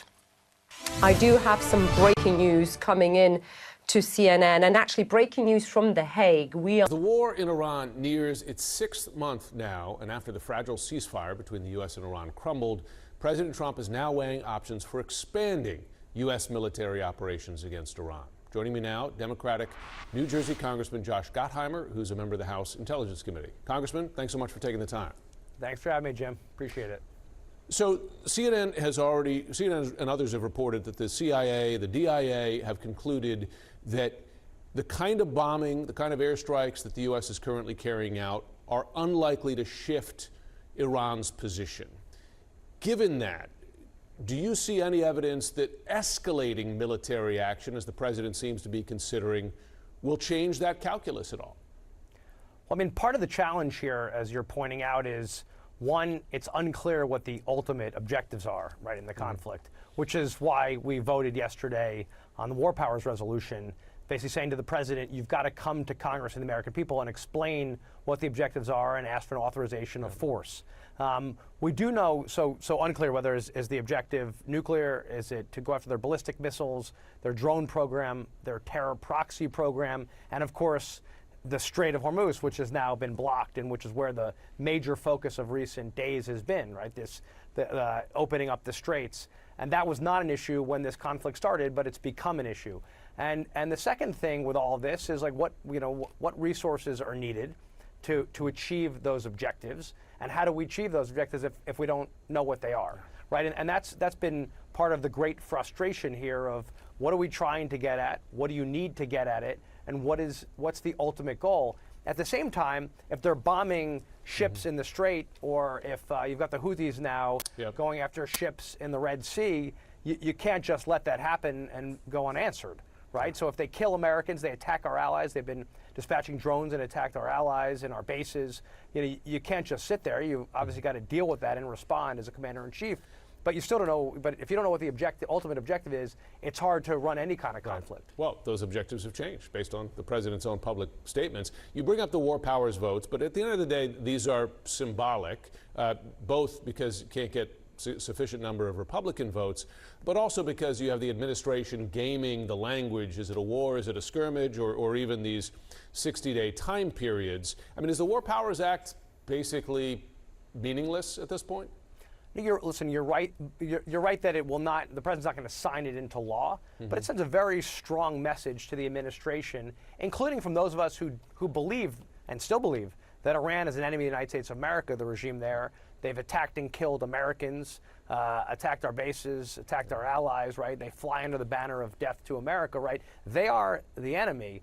However, the fact that many of us are saying, but Mr. President, you've got to actually lay out your objectives here to the country and to Congress. You can't just go on forever without asking us for an authorization of force or a declaration of war. That sends a very strong message, I believe, and that is the goal here, to say to the president, you've got to lay out your objectives here so that we know what we're trying to achieve. And all we're seeing, the public sees, are just higher gas prices, and obviously we lost servicemen and women, which is is heartbreaking, and so you've got a lot on the table here that needs to be addressed, and you can't just throw out a few tweets and hope that solves the problem. Speaking of messages, the president just a short time ago seemed to absolve Russia and China of any responsibility for any help that they may have been offering Iran. I mean, CNN has reported that, in fact, Russia has been supplying targeting information to Iran. China has been offering other support. Why has the president put out a message like this now and saying, hey, my friends Xi and Putin, they tell me they're not supplying anything, so I'm going to take them at their word? Well, I don't know what's motivated the president to do that. I can't really comment further, given my seat on the Intelligence Committee and information that I know. But I'll just say this brings up a larger question of who are our friends here and who aren't, right? And clearly the Chinese and the Russians are not our friends in all this, and they've not, they've over the years been big supporters of Iran and who's our enemy, right? So you've got Iran, Russia, China, North Korea, who have worked together against the United States, against our servicemen and women, against our freedom and our democracy. That is true, and we know that. So pandering to them at any moment, especially in the middle of this conflict, makes no sense to me. Okay, I want to ask you about the election system error, a big one in your home state of New Jersey. According to your governor, more than 6,000 non-citizens were mistakenly added to voter rolls in New Jersey, and some 400 cast improper ballots. Your colleague, Senator Andy Kim, said someone should be fired. I mean, the key question is, how did this happen, and are you confident it is now fixed? Well, I'm confident that the governor's all over it. I know they're conducting an investigation. This happened under the prior governor, under the administration, so I think right now our current governor is focused on one thing, getting to the bottom of it and addressing it. I'd say the big story to me that's not really gotten attention here is the glitch that happened, because it was a technology glitch, was by a company called Dimia, which is a French company, who, by the way, has massive contracts with the federal government on Border Patrol, with the FBI, with the Defense Department. When you get TSA pre-clearing at the airport, they have that contract as well. The machines that you stick your ID into and screen you are made by this French company, which is selling to a Spanish company. They were mentioned in the China report. So there's a lot of issues with this company, and I'd like to know what other glitches are out there.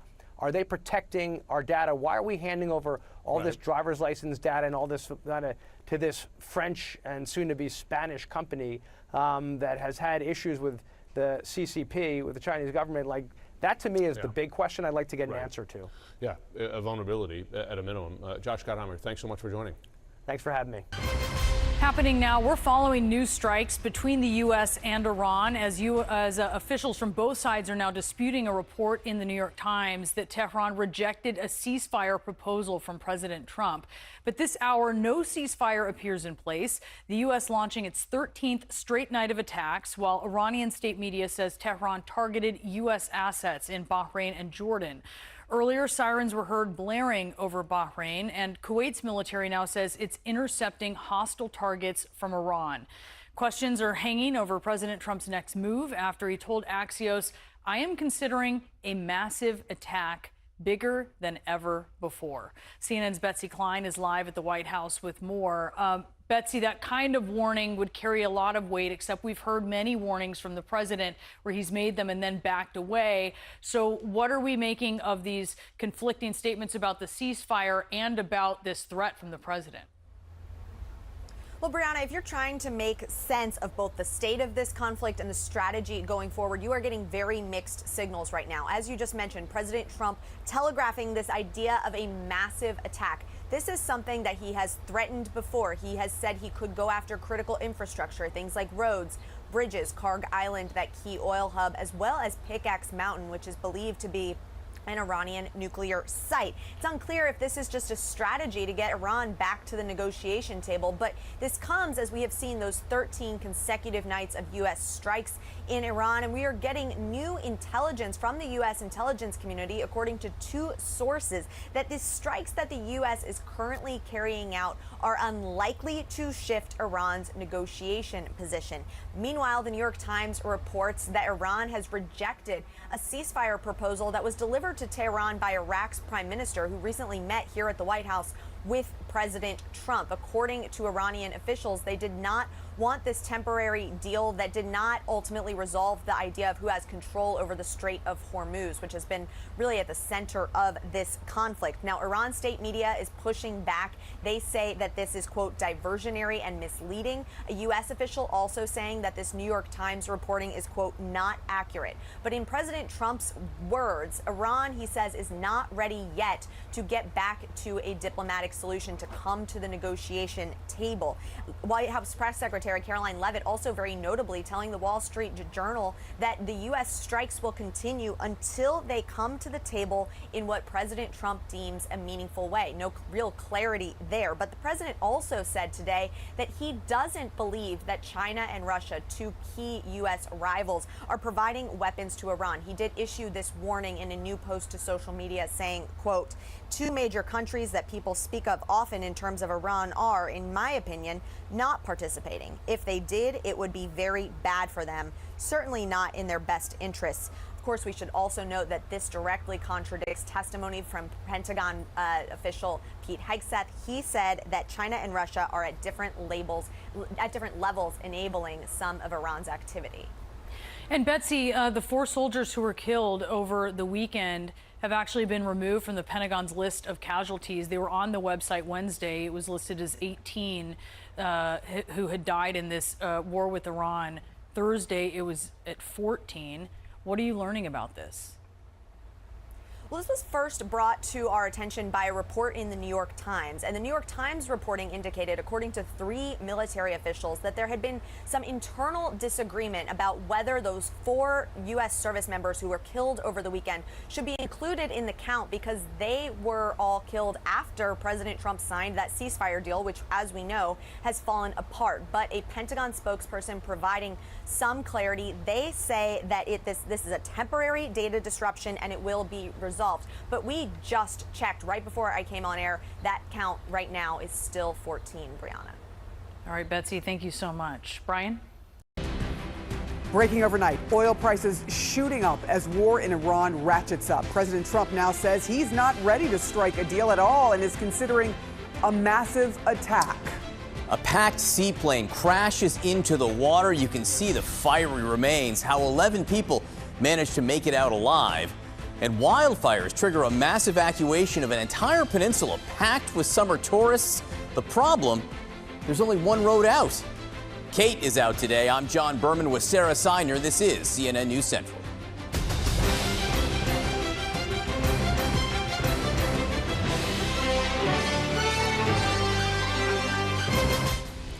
Breaking news this morning, the U.S. and Iran trading strikes overnight, and conflicting reports. Did Iran reject a U.S. proposal for a new ceasefire? The New York Times says yes. Iranian state media says no. But right now, there's no side.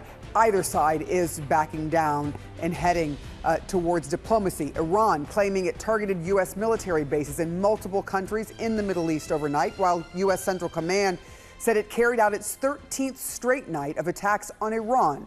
Military targets, it says. Iran state media reports at least 4 people were killed. President Trump told Axios he's considering a, quote, massive attack on Iran, bigger than ever before, he says. He does not sound ready to cut a deal. We're doing very well against the Islamic Republic of Iran. We're doing extremely well. They would like to do something, but I say they're not ready yet. They need more of the same. CNN's Betsy Klein live for us at the White House this morning. Where are we here this morning? Well, Sarah, it's been 13 consecutive nights of these U.S. strikes on Iran, and this diplomatic off-ramp appears to be further away than ever. And it comes as we are learning, according to 2 sources familiar with the matter, that U.S. intelligence agencies have recently assessed that these types of strikes that the U.S. has been carrying out against Iran are unlikely to shift Iran's negotiating position. Meanwhile, the New York Times, as you mentioned, reports that Iran has rejected on Thursday a ceasefire proposal that was carried to Tehran by Iraq's prime minister, who recently met here at the White House with President Trump. Now, we don't know exactly the substance of what was in that ceasefire proposal. However, Iranian officials tell the Times that they were not interested in a temporary deal that would not resolve the question of who has control over the Strait of Hormuz, of course, that critical oil thoroughfare. Meanwhile, Iranian state media pushing back on that. They say that that report is diversionary and misleading. So I've asked the White House for clarity this morning on whether they think Iran is taking this seriously. Haven't heard back yet, but in President Trump's view, as you saw, Iran is not ready yet, in his words. The president has limited options here. He can continue to this status quo of these strikes that we're seeing every single night, or he can escalate with the possibility of boots on the ground. That is something that he has telegraphed is also a possibility. But Press Secretary Caroline Leavitt told the Wall Street Journal in what I think was a very revealing comment that the strikes are going to continue until they come to the table in what President Trump deems a meaningful way. Again, according to Leavitt, interesting wording there. But we know that the president is increasingly frustrated by this conflict. He had promised that it would be over within a matter of weeks. It's now hitting its 5-month mark. The price of gas steadily ticking up, now $4.10 a gallon. All of this weighing on President Trump with just 3 months to go to those midterm elections. Sarah. Former U.S. ambassador to the European Union. Ambassador Sondland, good morning. There is reporting that the president, and it's visible, is growing frustrated with Iran and its extended conflict, 13 straight nights of U.S. action against it. And our friend Barak Ravid at Axios is reporting the president is close to deciding on what Barak reports would be a massive attack on Iran to try to change the nature of the situation. What do you think a massive attack on Iran would accomplish? Well, before I respond to that question, the president did make an honest effort to try and make a deal. And the people with whom he was dealing, as we discussed a few days ago, John, are sincere in wanting to eradicate the IRGC and bring the Iranian people into the community of nations. The problem is they don't have any power, they don't have any guns, they don't have any money.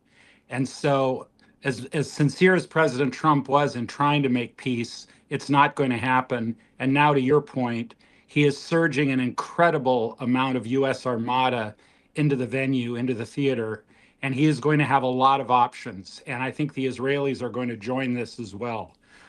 There's going to be probably another round of leadership decapitations. There's going to be an incredible amount of scrutiny to Pickaxe Mountain and a succession of GBU 30,000 bombs to really obliterate that. I don't want to be in Iran right now because I think the president is done with the peace track at this point. So it would be news if Israel did join in this attack. Obviously, until this point, Israel has not been involved the last few weeks. directly. But I will note that in the first few months of the war, when it was the United States and Israel engaged in very regular, very serious attacks, it didn't do what the president wanted it to do. So why would it this time? Well, remember, you have 90 million people in Iran, and only maybe 1 million of them are diehard IRGC people. There are many other IRGC people that are just what you would call ordinary soldiers, that the minute there's an uprising, they will join that uprising. And this is one of the main reasons why our Second Amendment in the United States is so important. If the average Iranian had household weapons, an uprising would be far more possible than it is today. They don't have the guns. They don't have any way of, yes. Do you want to, okay, well, yes. First of all, I'm going to come back to this. But my question is why would it work this time when it didn't work the first time? What would be different now, do you think? Well, here's what's different now. They were doing pinprick strikes while the negotiations were going on. In other words, John, they were dealing with the more moderate factions of the Iranian government. But not before that. But not before Yes. that. We've done, we did what the president called massive attacks before. So if that didn't achieve, because it hasn't achieved what the president wanted it to, why would it now? Well, first of all, I will criticize the president and the administration with due respect that we did not obliterate anything. We slowed things down and we set things back a long way.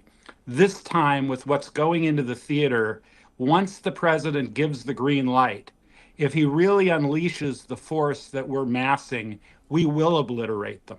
We absolutely will. There'll be no doubt about it. And that's a political decision that the president has to make. And I think they're gearing up so that he has the option to make that decision. But no, Yeah. I agree with those on your air who have said the obliteration has not occurred. It has not occurred yet, but it will.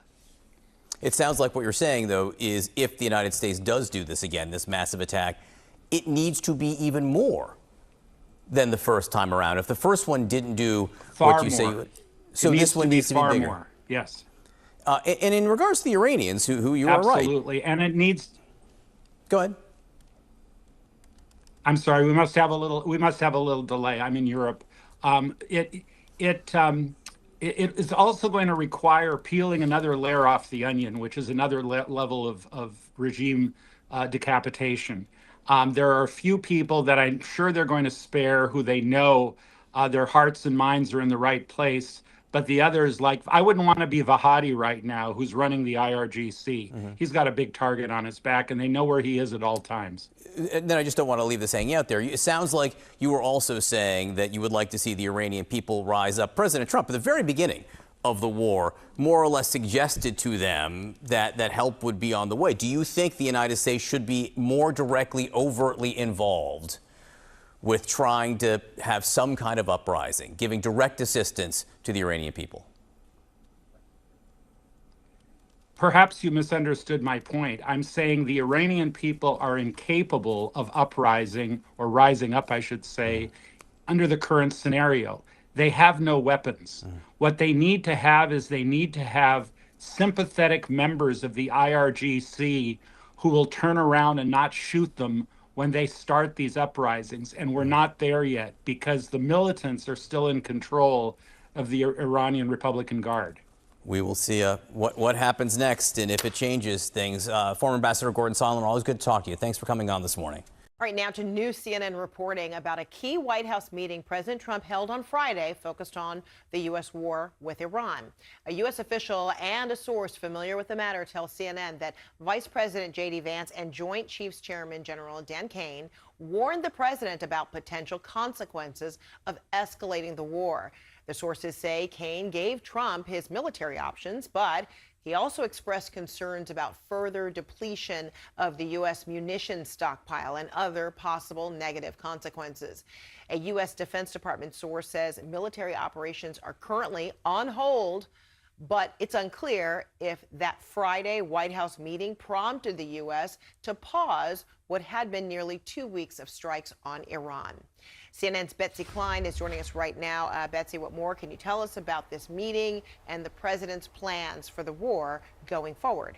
Frederica, President Trump spending part of his Friday with top advisors and cabinet officials discussing the possibility of escalating this war with Iran. But now we are seeing an apparent pause in that fighting after 13 consecutive nights of strikes. One U.S. official saying that military operations are on a hold as we are seeing these diplomatic discussions pick back up after that ceasefire fell apart just a few weeks ago. U.S. Ambassador to the United Nations Mike Waltz addressing that pause earlier today. Listen.